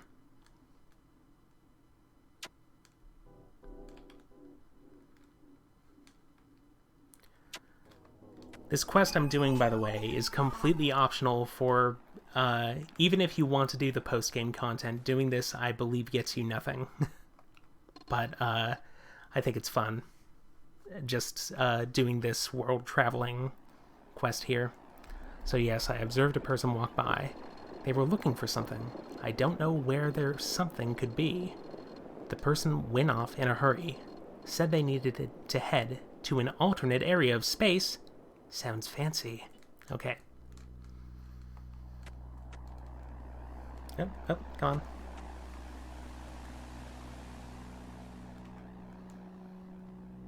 I think you could just get there from here. Oh wait, no, that's... I was thinking of someplace else. Like, that is the apartments. I don't need to go there. Wait, no. I need to return to the Nexus. Here we go. Okay. Head up this way.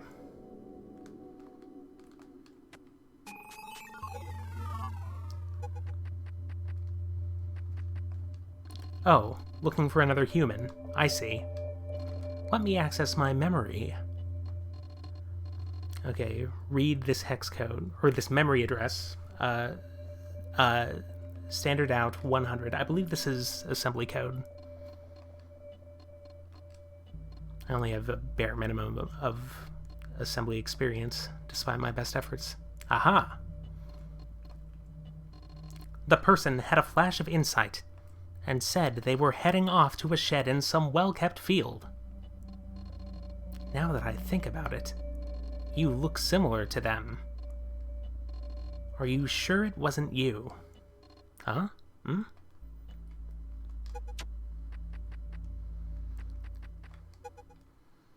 Okay, in some well-kept field? Let me just double-check where this is. I don't want to waste any more time than necessary.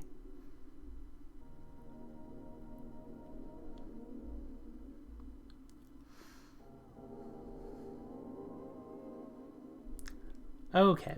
Alright, that is actually the last NPC that it seems I needed to talk to. Unless I'm misreading this document, which I might be. But we'll find that out ourselves. Here's the well-kept field. It's actually kind of a park? I don't know. Can we enter this place? Yes! The staircase works. I'm so glad. Alright. Take the swap, throw it in the garbage. There's no reason for this area to be this bright. But there is a rock there, and for some reason I can read it. The shiny rock reflects only a bit of light from the room. There is writing etched into it. Quickly, before I have to leave again. It is getting very light in here. This always happens. The northwest part of the Blue Forest. I saw another temple entrance, just to the north, past those trees. If only I could switch things at will to get through there. Maybe I'll do this the next time I revisit this world. Okay. And that is essentially a reward for... Oh, God. Is there... I was not expecting that effect to carry on through this place. Well, maybe it won't Okay. Alright, so it seems to have disappeared. Yes.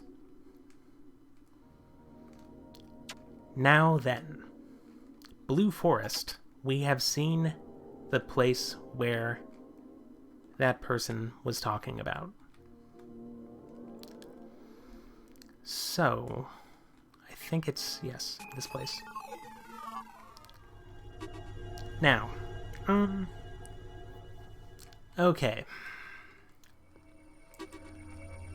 Let's re-equip swap, because who needs combat, honestly?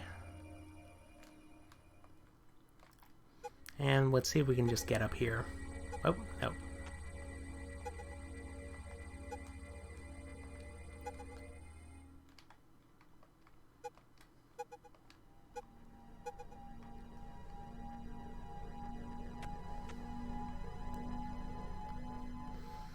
Okay, so we have this grid here. This completely empty section of the map. That's R.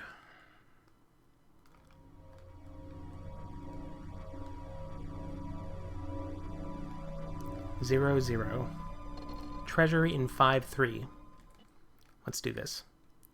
It's probably 1-1. Or 0-1. Or 1-0 or whatever.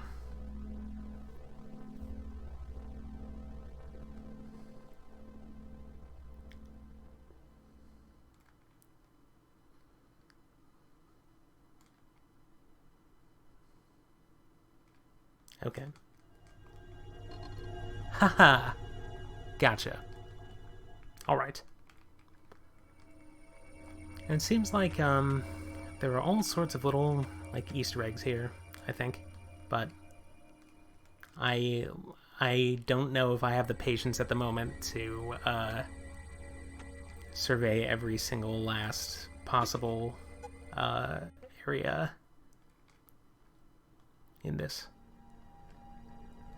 Really what we want to do is go back to the area that we've already been to. Let's say nearly the very beginning of the game.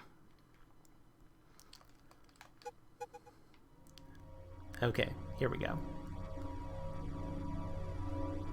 It's this temple. This is the place that the shrine earlier was referring to. And it is kind of ominous, the fact that this is like, that these tiles are laid out in sort of a diamond pattern, despite this being an area that you're clearly not meant to organically get to.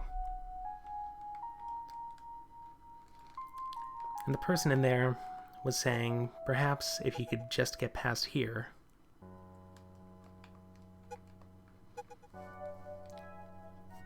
It's impossible to get here without using the swap in some way. Spawning here just pushed me down. Okay. Actually, I'll see if I can save.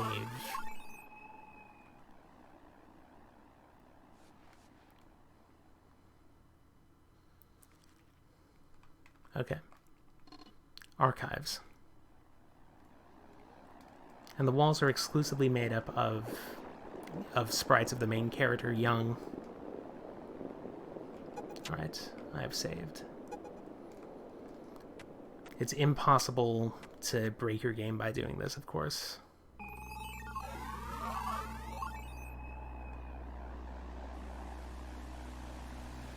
And it's just this whole area. Okay, that's completely rock solid.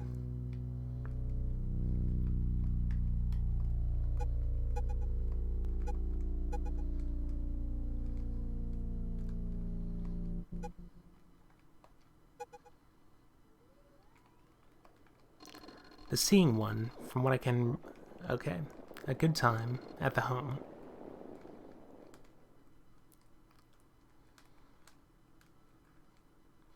Just these eerie areas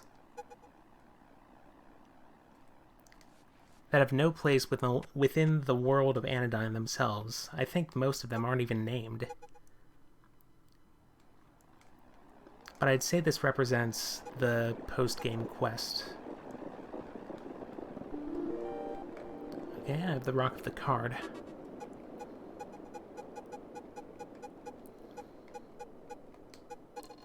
Who carved all of us anyways?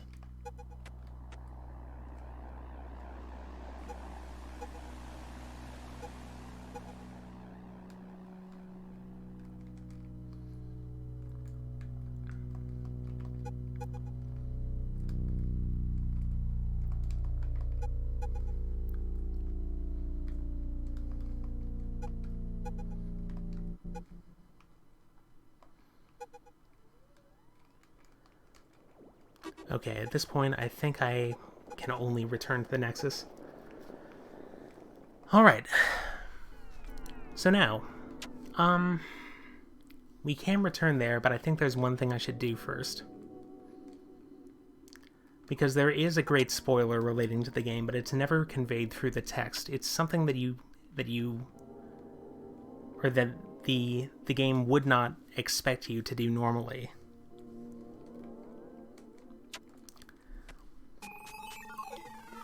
So, I'm going to die here. And it's pretty easy. You die in 3 hits here. We're at the game over screen. What if I select no? And now I'm up here.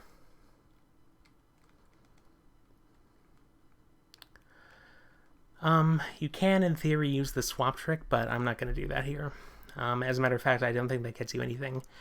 And when I go to the edge of the screen, I'm going to caution you in advance, like it's going to return to the developer screen, or the company name screen, and that is accompanied by the sound of somebody saying no. So there it is in advance.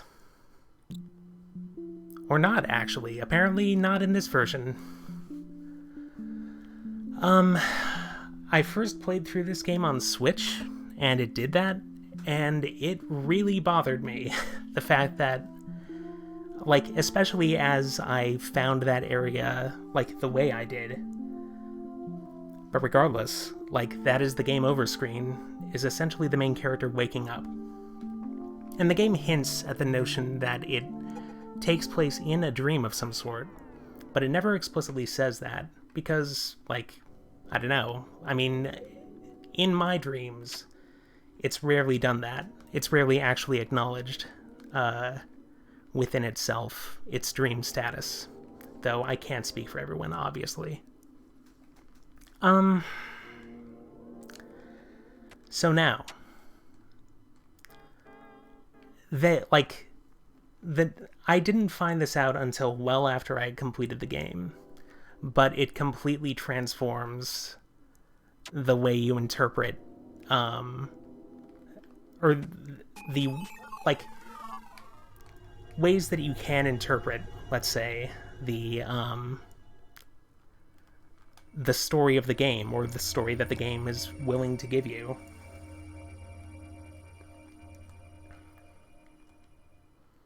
I think there might be something on the store page of this game, on Steam at least, that describes the main character as going through a dreamlike world. But either way, like, it's not communicated in the game itself, and I'm of the opinion that marketing data is not meant to, like, it can't be taken into account when judging something like that, whether or not it counts, let's say.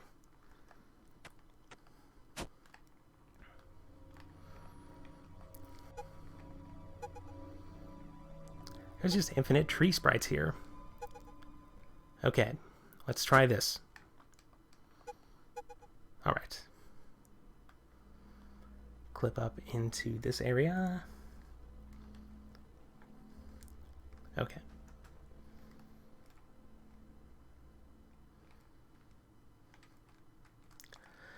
For some reason, these are solid.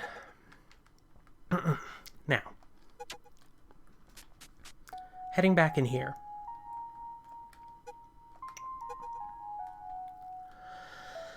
Huh. But no, like everything that's experienced in the span of this game is within the subconscious of one person, or at least it's easy to interpret it that way after seeing that game over screen. So now I think, let's see, did we go left or right? I think we went left. Aha, here we go.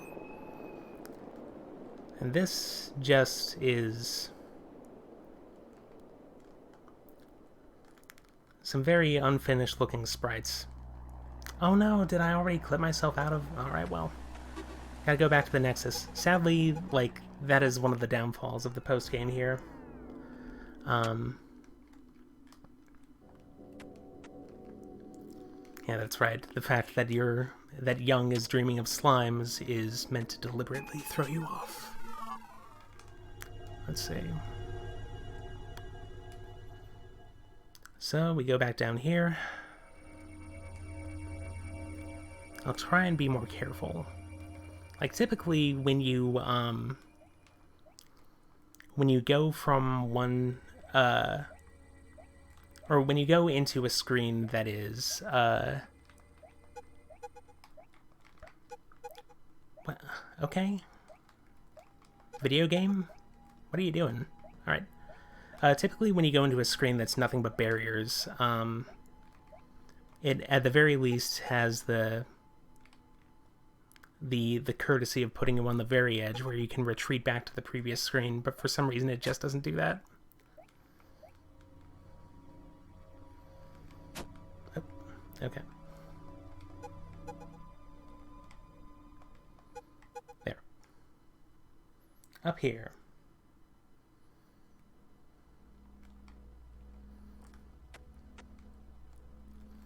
Let's go back here. Sadly, this is not a Game Boy game or something like that, because otherwise I would be able to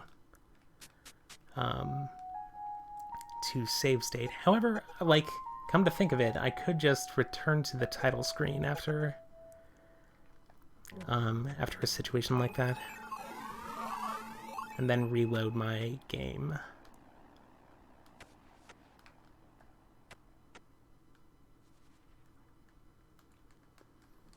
And that will be quicker. Okay, so let's go back here.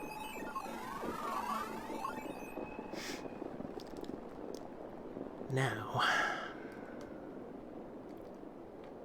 To the right, perhaps? Yes. Okay, so there's a dock.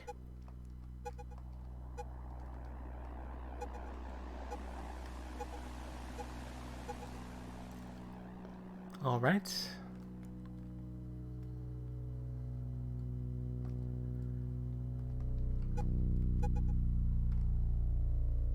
Yeah, like that. Okay.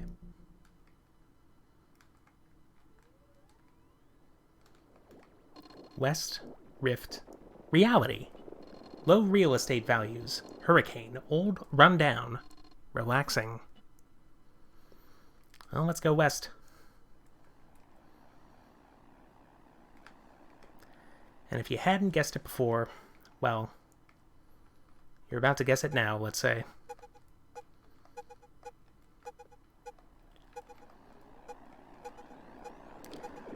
I adore the fact that this game was designed that way, or this way, rather. This is the exact same map. If you go down there, like if you head south from this screen, then it takes you to the title, and that is less than ideal because that will not save your state. So thankfully the game gives you the resources to get back from here.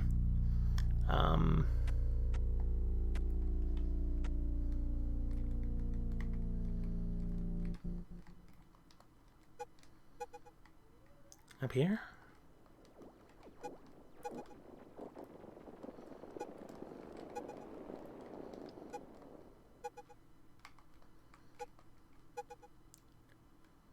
Okay. Alright. I was worried. We seem to be okay. What if I went up from here? Well, I at least have free reign to go wherever.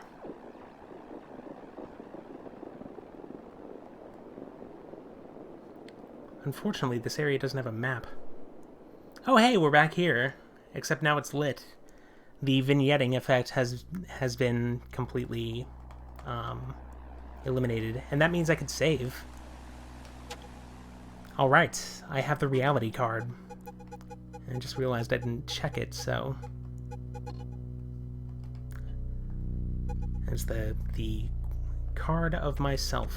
Okay. So now I need to figure out how to get to a different place. And so I'm going to be completely unprofessional and actually look this up. They call this New Game Plus, but there's no restart involved.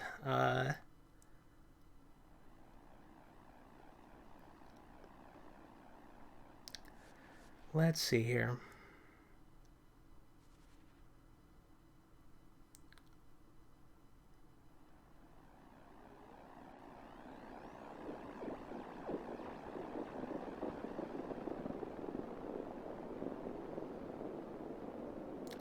Oh yeah, that's right. There's a different area here. Okay. So I'm going to return to the Nexus. I just realized I could have just hit save from the menu. Well, whatever. So now,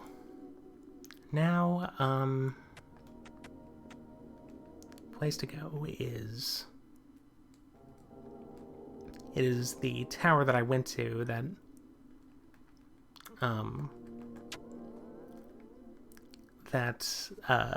moved the statues earlier in the game. And I just need to find the screen for it. And I don't know where that is. Perhaps it's over here, actually. Seems like the right place. Yes! Oh, and it has wonderful music, now that the turbine is activated. But it mentions a tower to the right of this one.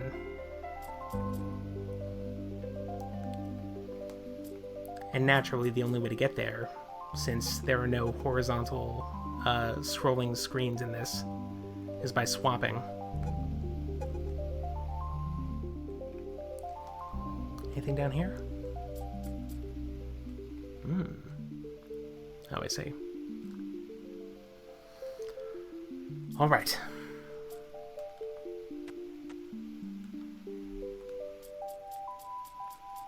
Public safety notice. This tower, while not damaged, has been said to have a dimensional rift at the top. Proceed with caution and an open mind. The management.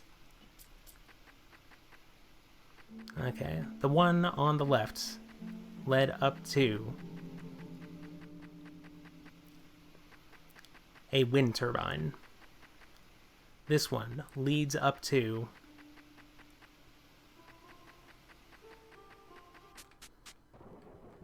this area, which was at the very beginning of the game. Alright,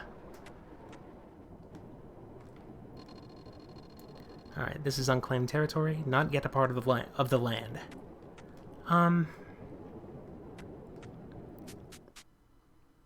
Okay, and I can just go back and forth.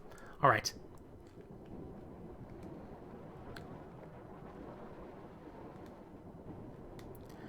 But anyway, there were no horizontal scrolling sections in that area. Back when the game first started, there was really no way to get here. These, me and my, circles are promises. I'll concentric, really try to get everything done. Circles.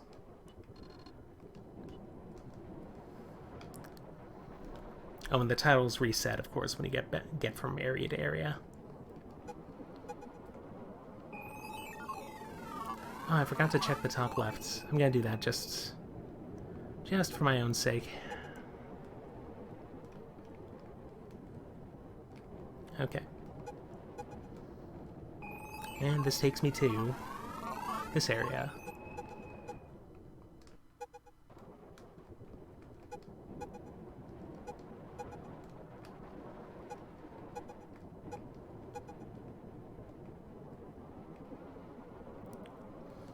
Okay, I need to get that...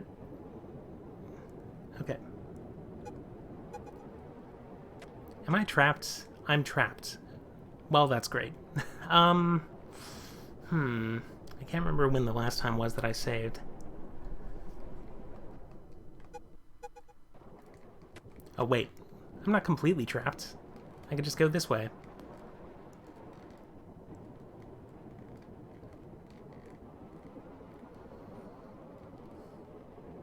The creaking sounds of the PS3 D-pad. Oh, yes. Ha!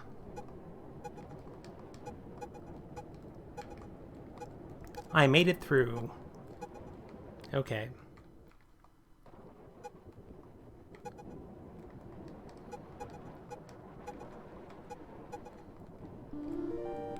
Alright. I have the card of the broom. It says... What does it say? At least I'm not a stick. Fair.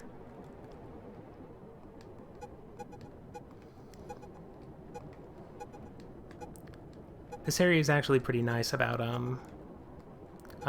not trapping you as long as you're familiar with how the swap trick works. And I say this because I should have realized that the area, or the square in the center that overlaps all 4 screens of the sub area,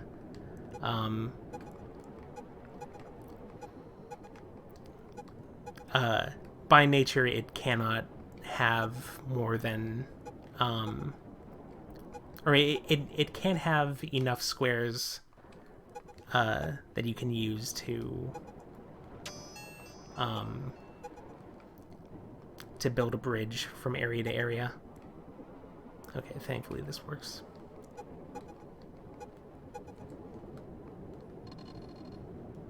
Watch, but I always your step. Okay, I'm gonna read this in order. Alright, watch your step. When here. But I always manage to reappear, no? Alright. So I'm not sure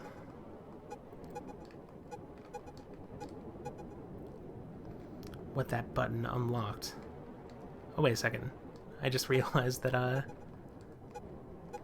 think the tutorial might have, required you to press switches to open gates like that. Yeah, okay, so it's open.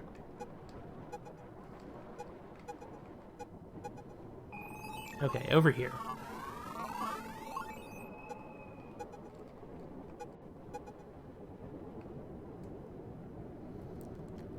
Here's a wonderful little side area.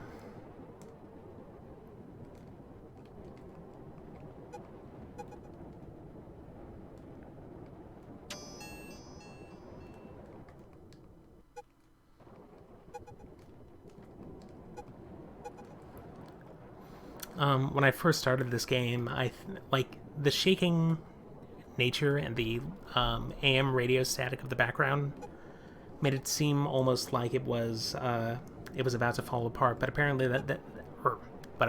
that is just how this area is, and that is part of the illusion of the video game. Looking down from here, you can see nothing really. And I realized I'm in love with him. Oh, no, come on.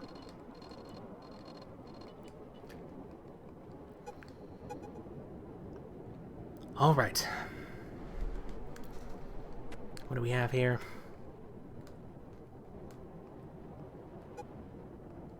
Actually, before I go exploring, I'm going to see what's at the end of this trail.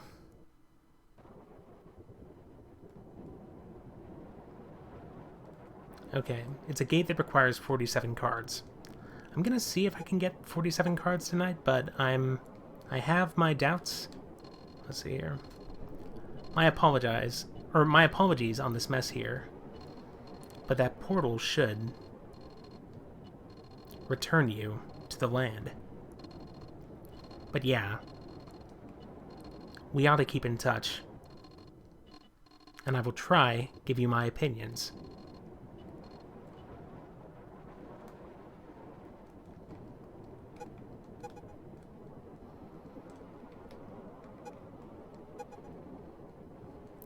$47 cards also. That requires 4 more. If I go this way. Okay. That's a mystery solved.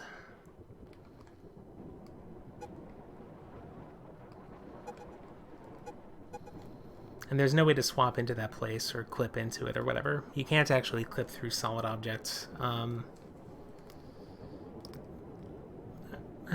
Actually, maybe that requires a citation of some sort, but regardless, it doesn't seem to work that way. Hey! This is the tutorial section. We didn't return here after we completed it, but now we have it. Or now we have free reign over the land. Anyway. And that just leads to emptiness.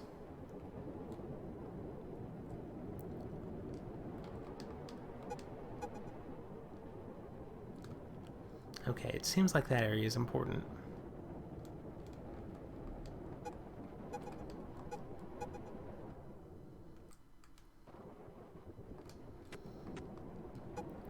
It would make sense for you to be able to jump over this, but no.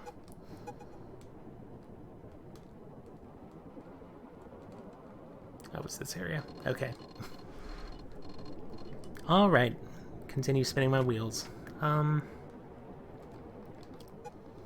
Okay.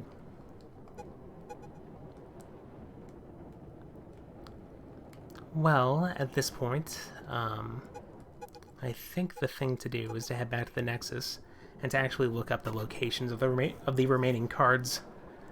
So I'm gonna do that.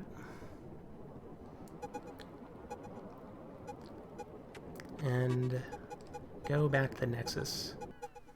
I should be able to do that in a single hour.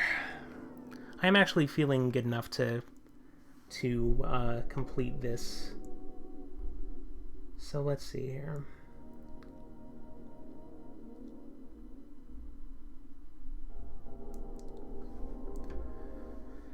Gonna go to my phone, which has been working extra hard tonight. Go to...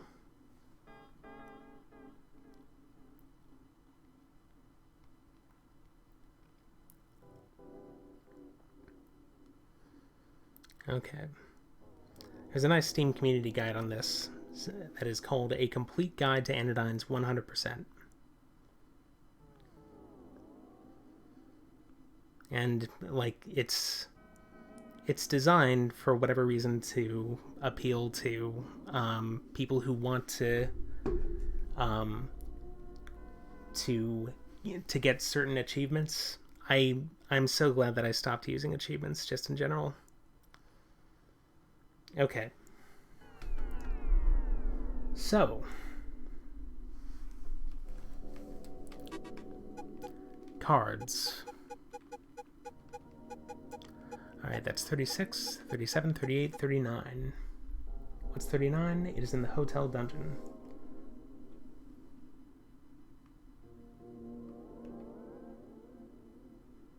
Okay. Alright, and back to chat. Yeah, I'm sort of feeling that myself. Like, the fact that they put so much effort into thinking about how the player was going to experience this. Okay, so we have this touching section of the hotel area. We can actually go right from here.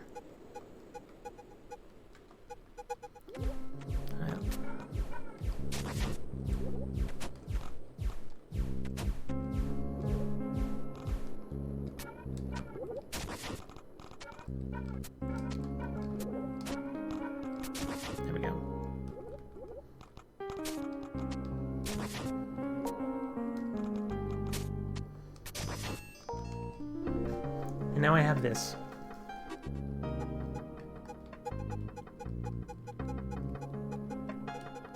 I hope you enjoyed your stay.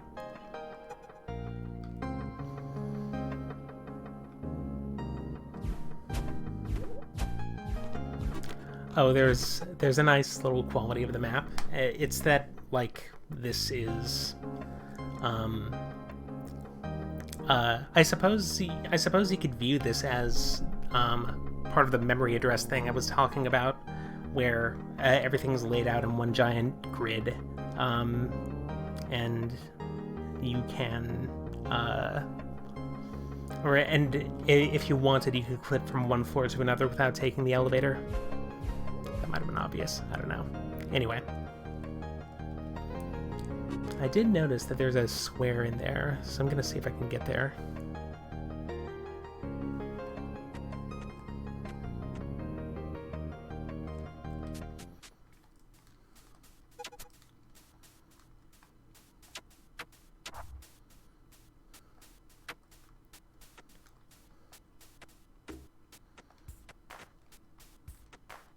We can experience the wonderful, chilling hotel theme.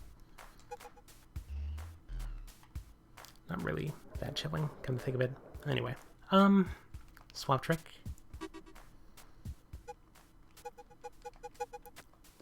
Hit this.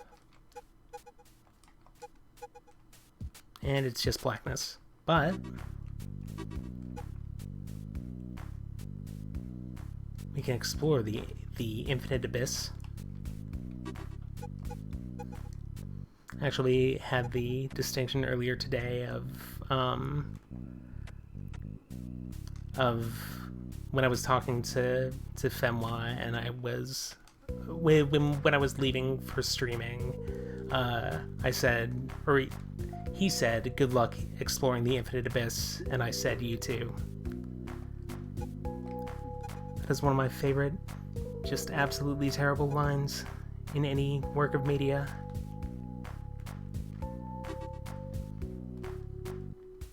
But of course, there's always the chance that, or not always the chance, like some people obviously found it meaningful. It still strikes me as just really outrageous to me that it made it into a, or it made it onto film and into theaters. Okay, so let's see here. I've already returned to entrance, which means I have to warp. Actually, I might as well see if I can go left from here. Nothing. You do get to see the nice little gradient they put out over the graphics.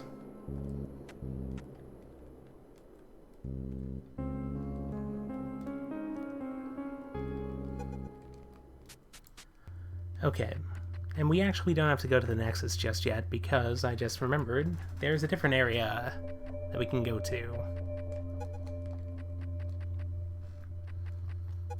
And it actually represents a challenge.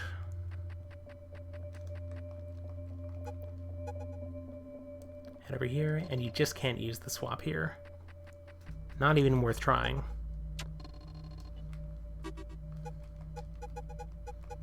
Oh, nope. I was trying to extend my reach. There we go. And this is kind of a miniature dungeon that you have to go through to get at least one of the remaining cards.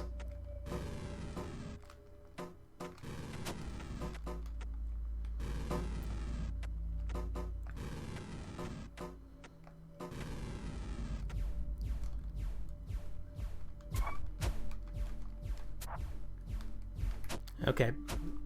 Nope, that's not gonna work. Do I have to actually defeat these? Yeah, apparently so. Okay. For some reason I thought they were invincible. Maybe they just exude that energy.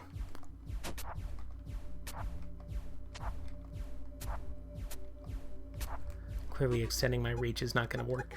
Not going to do me any favors here.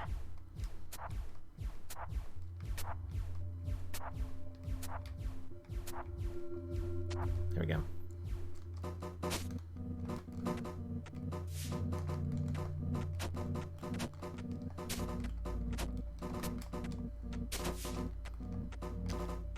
Okay, these folks get you a lot of health. Assuming they actually drop health. There we go.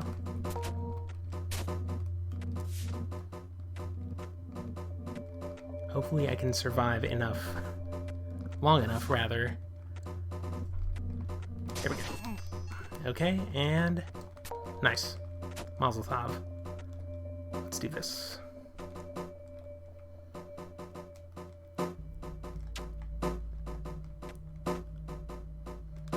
Got that? Okay. So that's switch number 1. Hey, let's return to the Nexus and see if I can just, you know, save and perhaps get back to the start of that area without having to risk dying, let's say. Okay.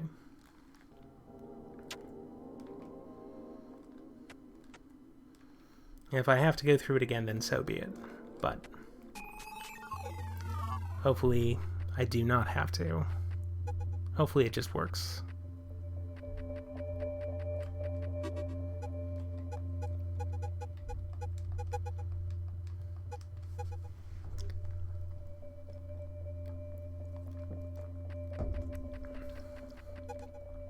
Okay, one of them is down. I just have to defeat that slime. So I will go and do it. Right now. Not right now, but as soon as I can. Seems like the widened broom is best for this.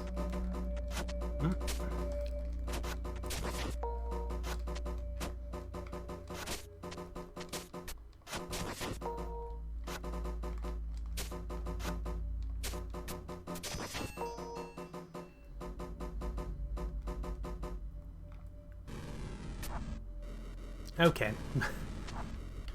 Trying to approach this lion at range is not a good idea. Okay.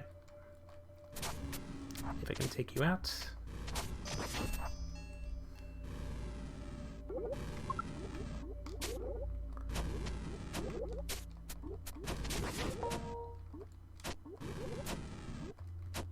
Oh man, this is so difficult.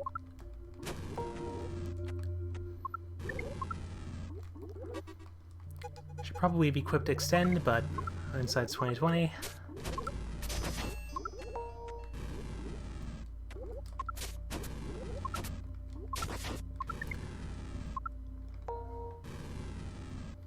Alright.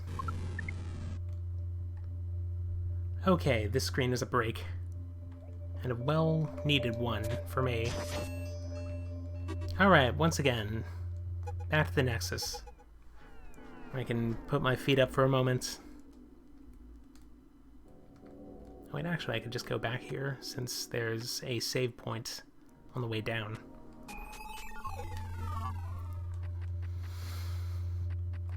Okay.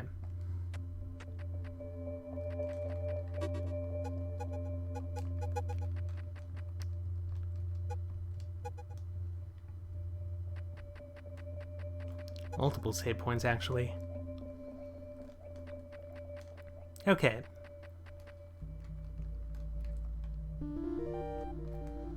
Now I have another card, so...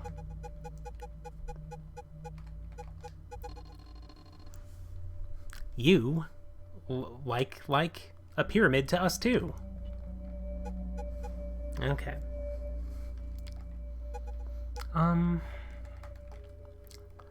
Alright, I skipped ahead in the guide. Actually, come to think of it, I can't get the card that is between here and there. So, not even gonna try. What's the next one?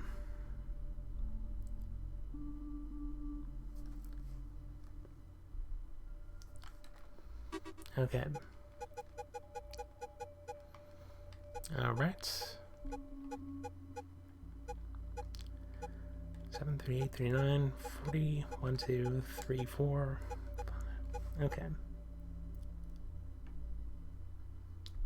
Alright. It's the lake area.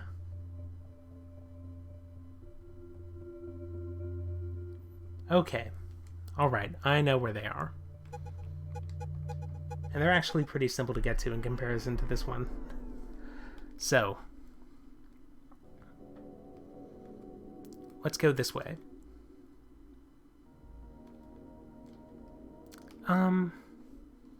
That's right, this is the lake. Okay, so there's a vital step that I completely bypassed, actually. And it's just the process of familiarizing yourself with the boundaries of this map. Like, this is essentially the overworld that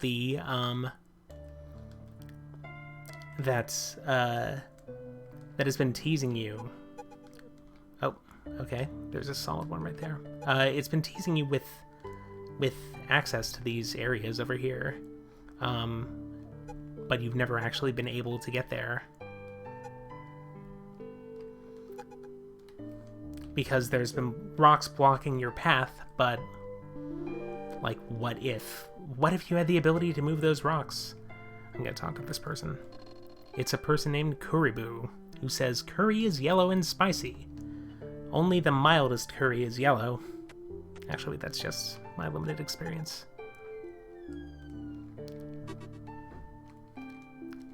Okay.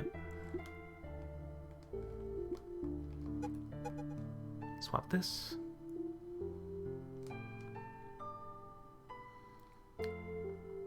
And I'll just explore the perimeter of this place.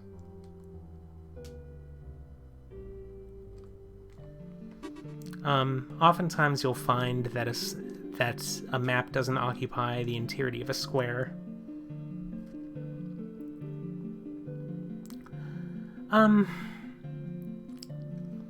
Let's see.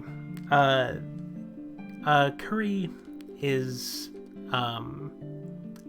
like, it's first off delicious. I love curry. I love the curries I've had, rather. I don't know if, like, the curries that I've had have been particularly Americanized. Well, this sucks. Okay. Gonna go back to the Nexus, let's say.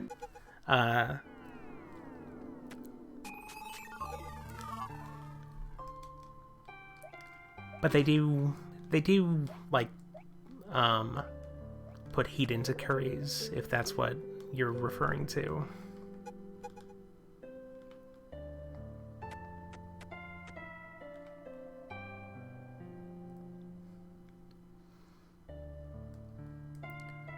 Let's see here.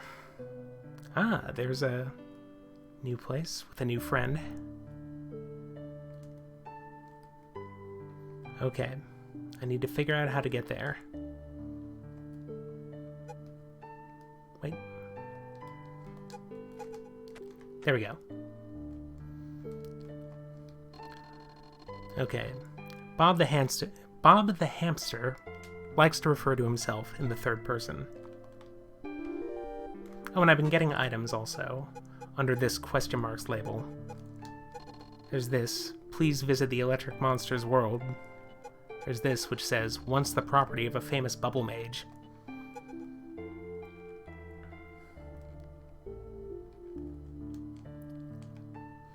In my experience, yellow curry is very mild.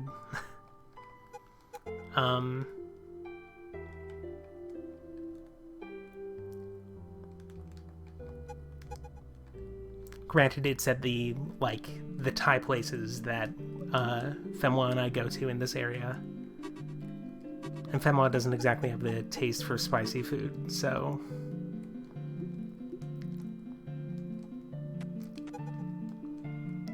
generally gets the curry with, like, with flavors that are not heat, let's say.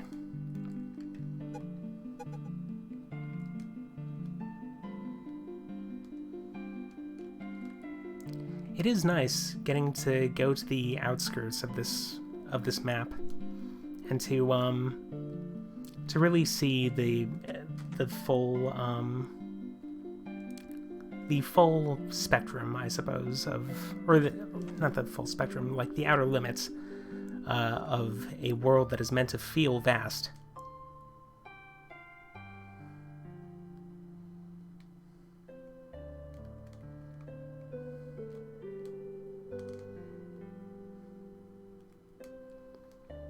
Aha, here's a place. And here's Peekaboo right here. Nope, nope, come on. It says Chika-Chi. Well, good for you. I just swap a tree and into your place. Oh, and I have this right here. If your graphics become scrambled, look at the Pokédex entry of an official Pokémon. How serendipitous.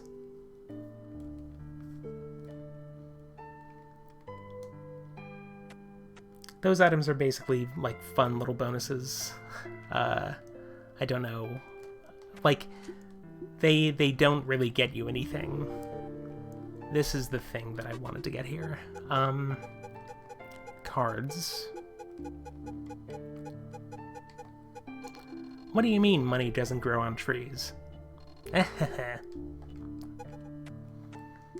Nice. Now, what was the last place? Oh yeah, it was a place that I ended up missing, despite being able to get there without the swap trick. Okay.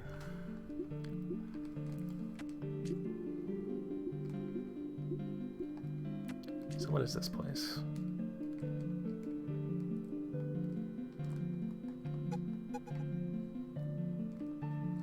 It's a place I have to return to the Nexus from. Okay.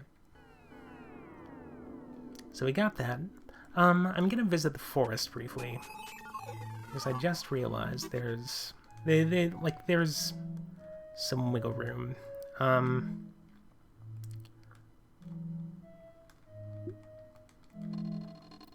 Nope, come on. Alright, that was not the place to go. But anyway, there are some areas that are just not filled in here.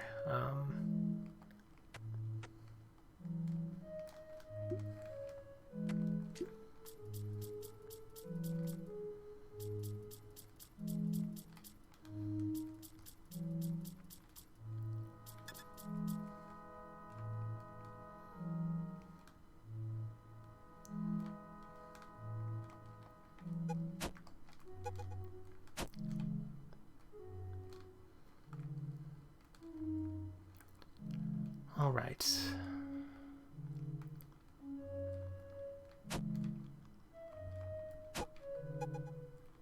And now I can actually move this rock, which allows me access to this part, which is on the official map. And that's weird to me, but whatever.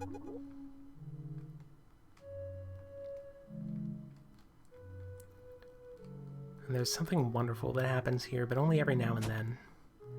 Kind of a gaster thing.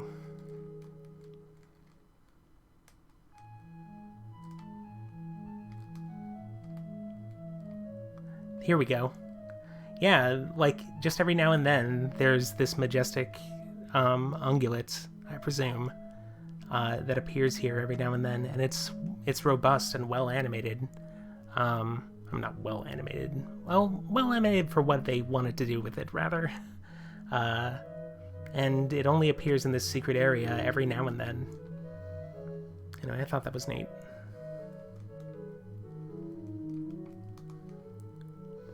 Alright.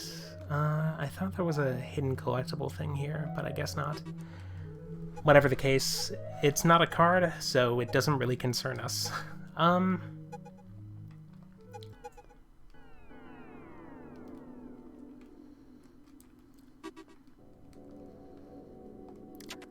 Curry is fantastic as a genre of food. There's so much stuff you can do with it, and it's pretty simple to make. It's a step removed from a stir fry in my imagination. I'm excited for the curries that will be in Pokemon Sword and Shield. That's right. Where I wanted to go to was this place down here. It's this opening area.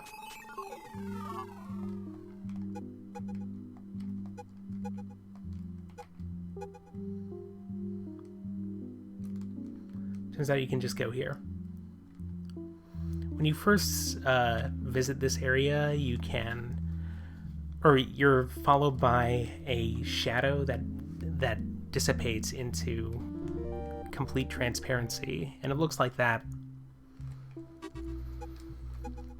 And when you check this card here, it says, "I'm nothing but an illusion." Makes sense, honestly. Back to the entrance. And now we have 47 cards. So the place to go to next is up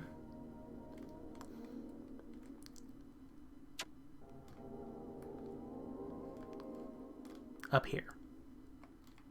Gotta go back to the interdimensional portal.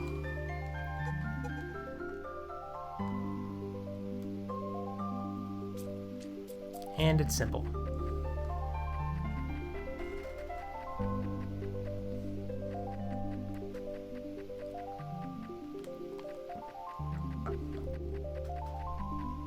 Upend my Gatorade. Huh.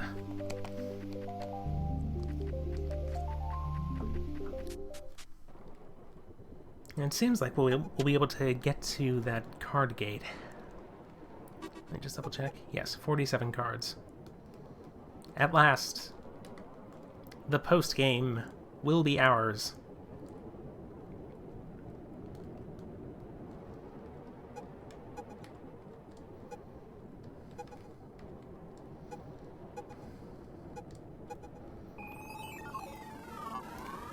Over here. We don't really need to do much here, so we can just cruise right on over.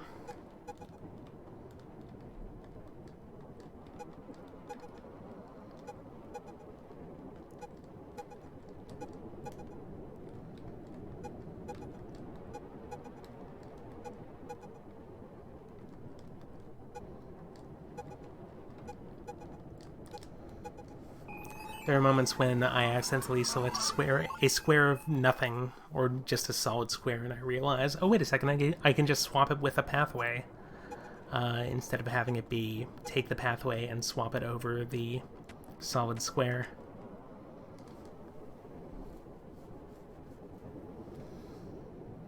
Okay. Now...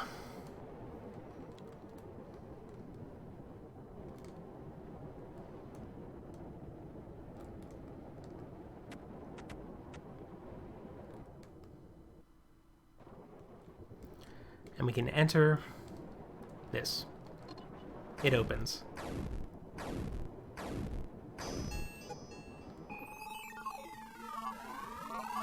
Where does it take us? Honestly, I'm not sure.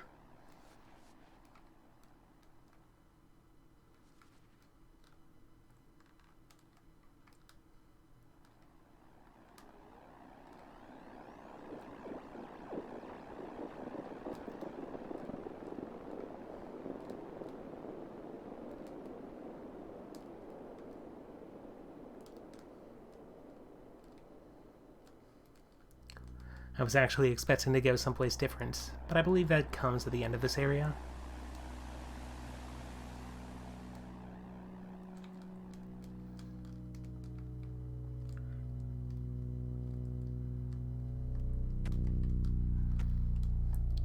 Oh yeah, if you buy 5 pounds of curry powder, you have to have a purpose in mind for it. Really. Okay, it's a nice little gateway here. And a warp portal. And it takes us to a nexus. Right, the swap won't work here. Okay. I think I'm done with the swap, actually. And there's not really much to this nexus. The rock says, oh! I think that might be one of the only rocks where it reads like a dialogue bubble. Anyway, heading up here. It requires 49 cards. Okay. Problem is, we have 47 cards. B, there's not space for 49 cards here. But there is a portal at the other end of it. Oh, actually, no. Okay. So let's see here. There is this portal over here, and it takes us to this odd area. It's called the Debug World. You've stepped outside of the land, so consider this world 90% non-canon. Anyways. This area is inspirational to me because it's like as a place to explore. It's a nice little look into the window of what programmer art actually is. So all these effects are tested.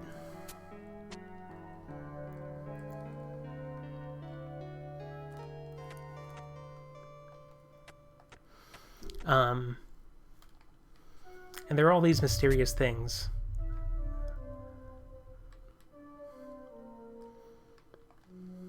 This used to be a placeholder animation for the card gates. Approach it twice to see the locked and open animations.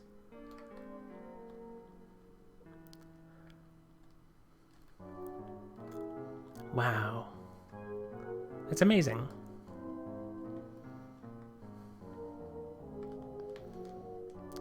But anyway, a lot of people deride games for having quote-unquote programmer art. But this is what programmer art looks like. This is what you make when you want to prototype a game concept and you don't want to go through the effort of refining a fully finished sprite for it.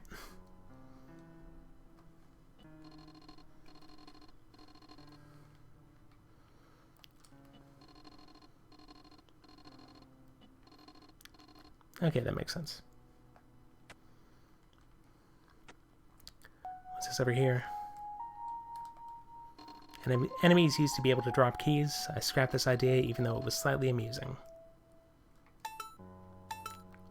That's a satisfying sound. You don't get to hear that. Who's this person? Like music? Talk to that terminal.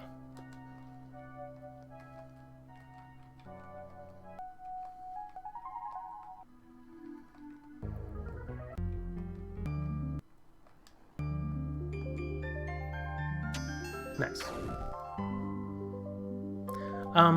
Yeah, like the concept of programmer arts. Like a lot of people will call 2D art of any kind, especially pixel art. Oh my goodness. Like a lot of people use the term programmer arts to refer to that, and it sucks. It's not a good look for people to say those things. Oh, terrible. Let's try it again. There is actually a card at the end of this, and we do need it.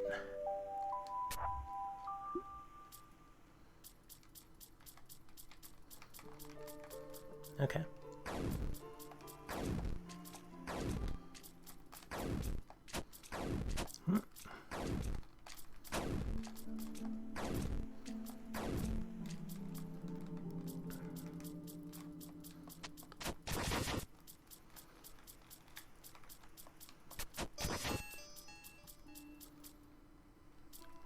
Suppose you could call this a hidden dungeon of sorts.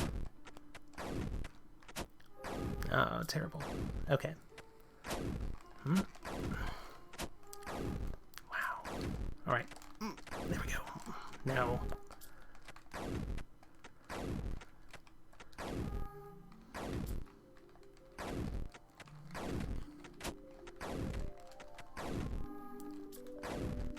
This is harder than it looks. Okay. Now. I need patience.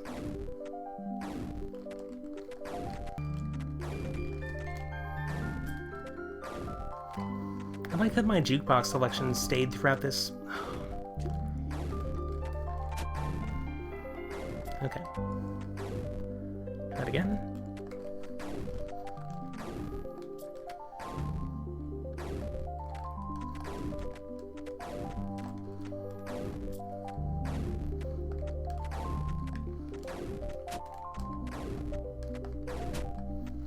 Well, at least I made it. Except I don't have my dust, so that's it for me. See if I can go down here.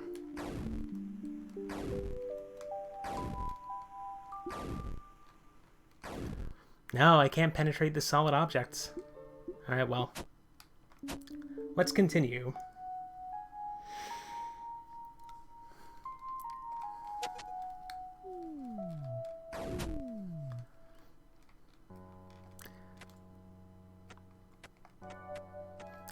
Really, I've only found the deriding, or I've only found YouTube, I've only found programmer art to be used derisively as a term in, like, YouTube comments and things like that, and I very rarely check those, but still. Let's see if I can find the hotel theme.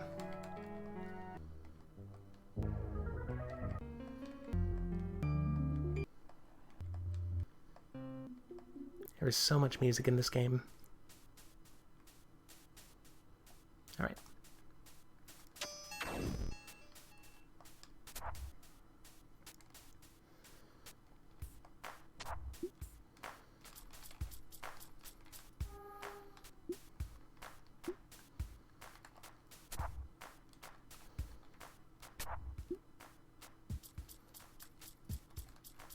Thank you, by the way, for joining me throughout this playthrough of this game. I have played through before, but it is nice to be able to show this off to other folks.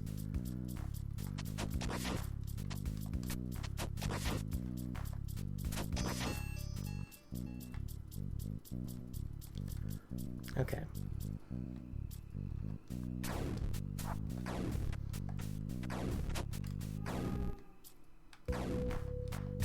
Okay.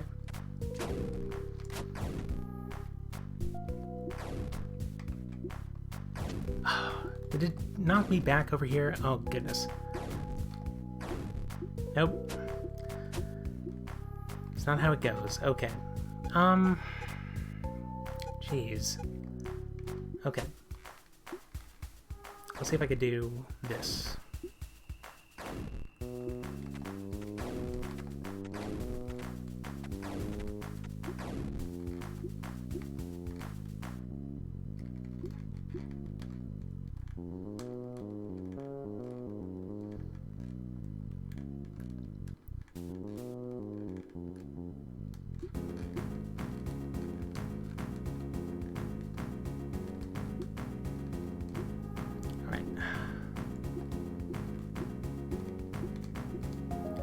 That's just too far. Do this? Okay.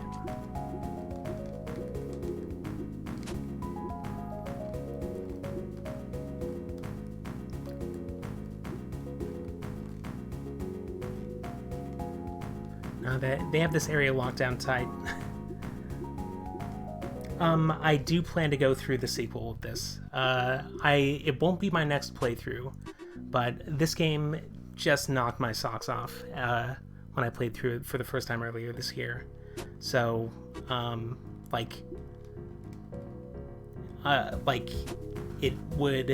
think it would be doing myself a disservice to not play through the sequel, especially considering how good it looks. I recommend seeing how, just like the look of that game, just like looking up any video of it and seeing what the developers of this game ended up doing with that. There are two other games that the developers ended up making that I also want to go through. It's Even the Ocean, and there's a different one. It's for free on their itch.io page.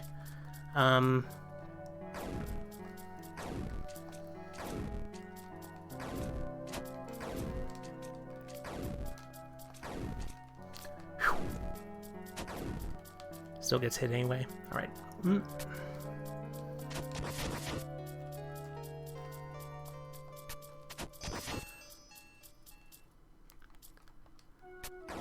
Alright. First try. Or not.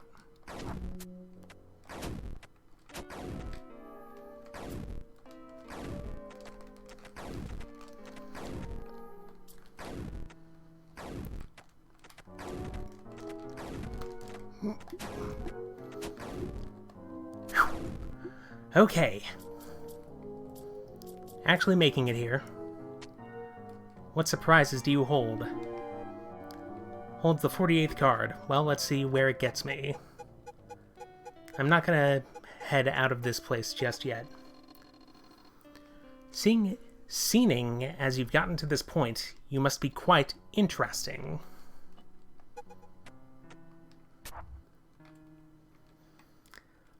Thank you. Alright. Oh, I just jumped off here. Alright, fine.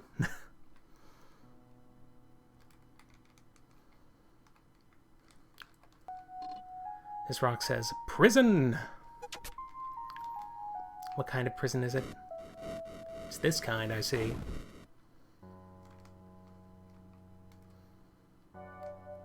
That's worth taking a look at. We have time.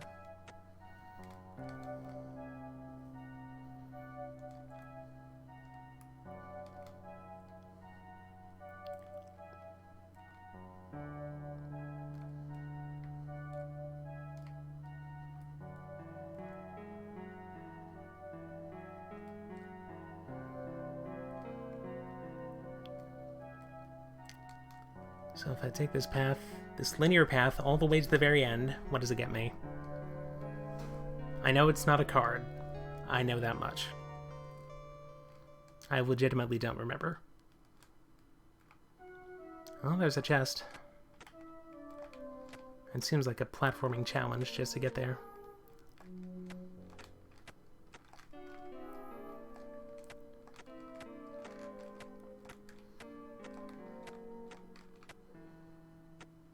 Well, okay.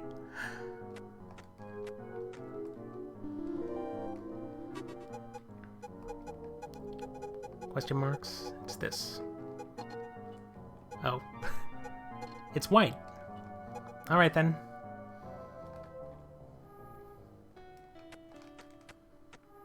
So if I go down this way, where does it take me?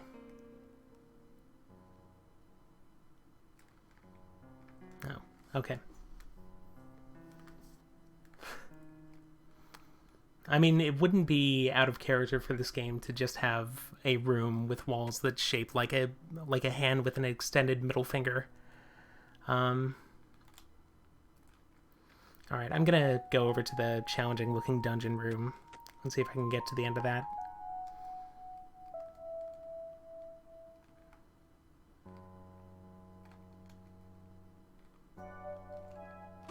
If I go over here... Oh, it says return to Nexus? No way.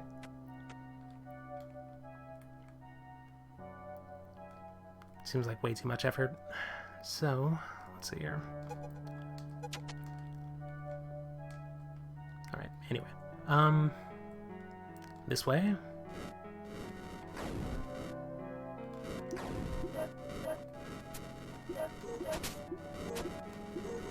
Okay. Yeah, that'll happen. Hey, what if I go to the left here? Perhaps. Okay. There's a bunch of water.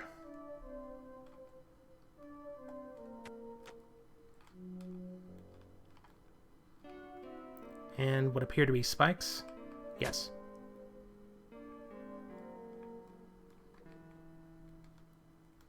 And there's an interesting looking person there. Oh, goodness. Alright, seems like I have to actually open some areas.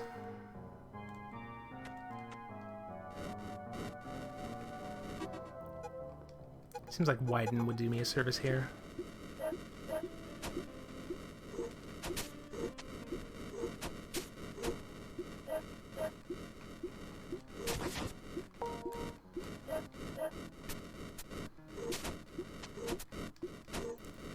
Yeah, makes sense. There's a checkpoint right here, though. And I still have Widen equipped.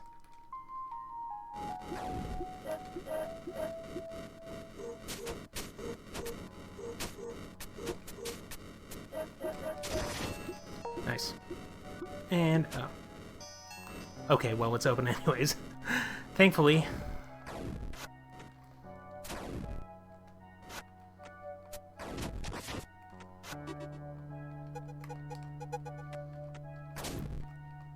extend my reach. Nice. And this place leads to...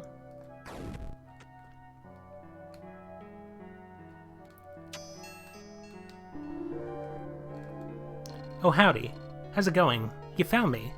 I'm going to stay here, though. It's cold outside. You can blame me for all those awful rooms. I made them with the DAME map editor. I made this game with Flash Develop IDE and the Flixel AS3 framework.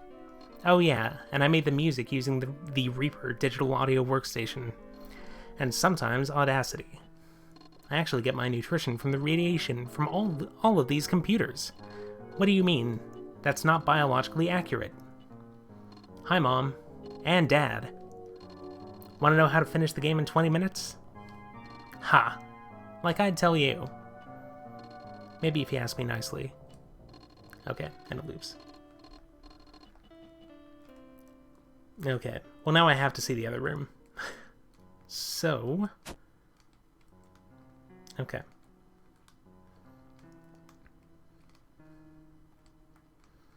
And just double check, make sure. Oh yeah, you can actually click down here.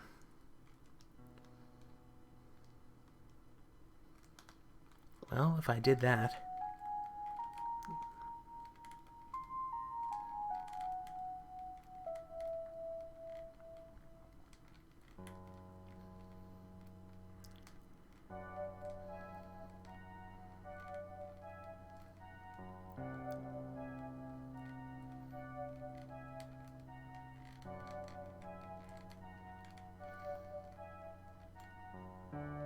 Okay.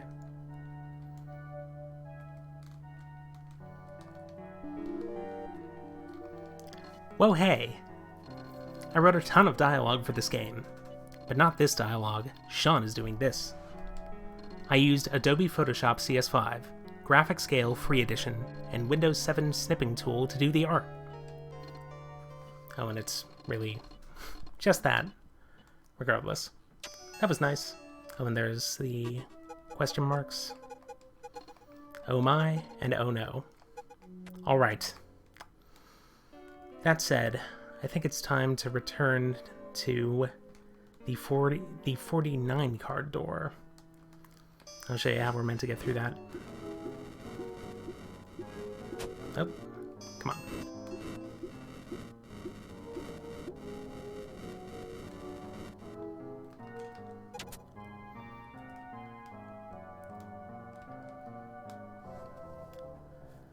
And where does this take us?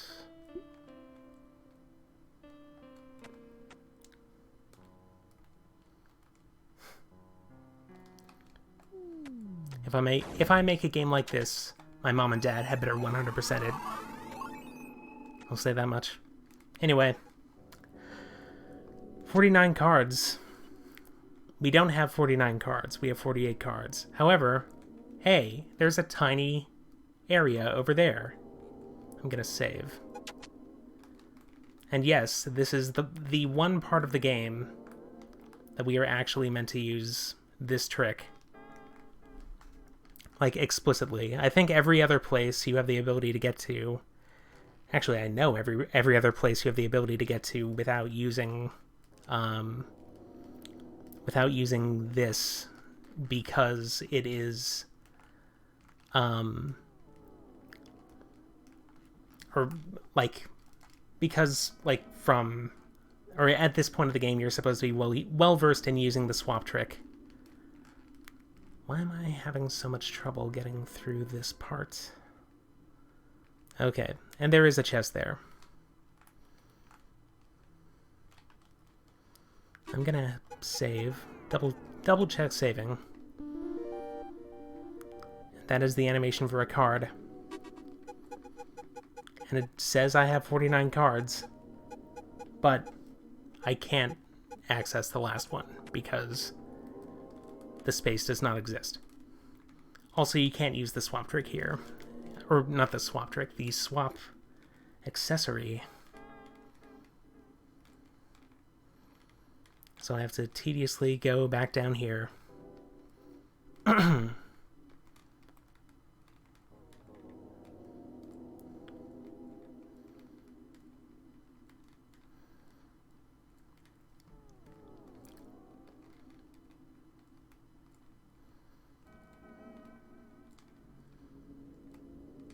Okay.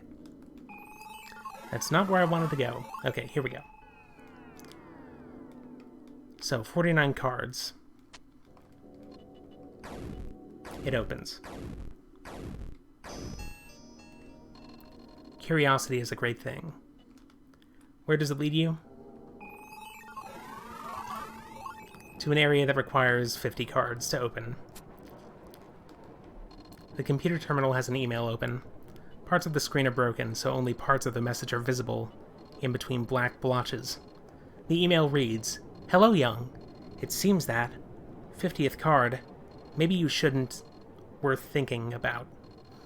Do you think you're ready? Wake up."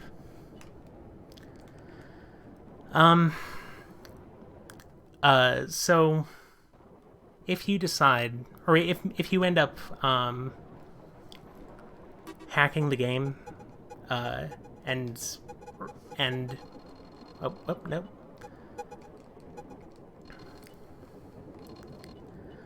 Or if you hack the game to give yourself a 50th card, this gate will not open. This gate is impossible to open, and if you clip outside this section, and like somehow make your way up to the screen above it, there is nothing. There's nothing there, because this gate is meant to represent an impossible goal, something that you absolutely cannot get, something that you can't do within the bounds of this game. And yeah, like that's it. That's Anodyne. That's really all I've got to show you. Like, if I really wanted to, I could go and attempt to collect all these, but it would require going to all sorts of different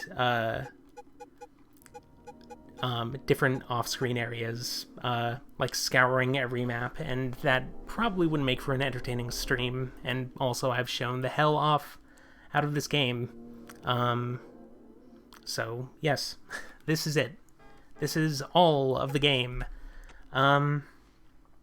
Again, thanks again for joining me. Haven't exactly been in the best of spirits lately, but it does mean a lot that people are willing to show up for something like this. And aside from that, I can't think of anything else to talk about here. Again, yeah, means a lot to have you here. All right, I'm gonna quit without saving because I'm not sure what having that 49th card actually does for you, and I don't think it's worth preserving. Back to this. Back to Ludrus. What do we have here?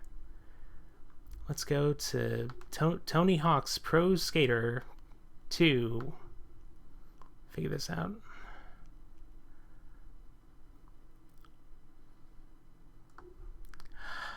Dare I?